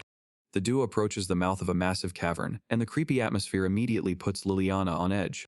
Grave just plays it cool, giving a short answer as they prepare to leave the sunlight behind. Grave sparks a tiny flame on his finger, wishing he had a torch or even just a branch right about now. He glances back as they trudge through the tunnel, but Liliana is frozen with a 1,000-yard stare. Liliana, he asks, wondering if she is even still in there. The duo finally hits the heart of the cave and finds a view that is honestly immaculate. Liliana and Grave are left speechless as a glowing crystal garden lights up the entire room. Liliana starts geeking out over the variety of ores, calling the entire cave incredible. Even Grave has to admit that finding a magical spot like this in the demon realm is a major win. Our girl Liliana is absolutely beaming as she holds up the bag of rare crystals. With the materials secured, she is finally ready to finish the job. Grave is all business, urging her to hurry back so they can save the victims. A moment later, Liliana starts to credit their guide for the success, only to realize the girl has vanished. Scanning the glittering cave, Grave figures their guide just slipped away after finishing her job. Liliana nods, but the silence of the tunnels is starting to feel heavy. Just as she admits she wanted to properly thank her, a sudden tremor cuts the conversation short. The entire cavern starts shaking with a violence that nearly knocks them flat. Sensing a massive presence closing in, Grave shouts for her to run. Liliana is barely processing the shock before she is forced to start moving. Something lethal is hunting them from the depths, and the energy it is giving off is pure malice. This dude Grave admits he has no idea what it is, but the killing intent is undeniable. Dozens of glowing eyes emerge from the pitch-black darkness as the horde closes in. The vibes are officially rancid, and even Grave is starting to feel the pressure. They push themselves to the limit, convinced that the end of the tunnel is finally within their grasp. Grave leads the charge, shouting that they just need to keep up the pace to make it out of the darkness. The celebration is short-lived when they realize they have run straight into a dead end. Liliana is completely baffled since there was only supposed to be one path, while Grave is left questioning how a stone wall could just appear in their way. Staring at the solid wall of stone, the gravity of their situation finally sinks in. Grave reaches out to touch the rock, unable to process the fact that their only exit has been physically erased. That's it for today, guys. If you made it to the end, comment more so I know you're real ones. Don't forget to like and subscribe, it really helps the channel grow. Until then, keep on cooking.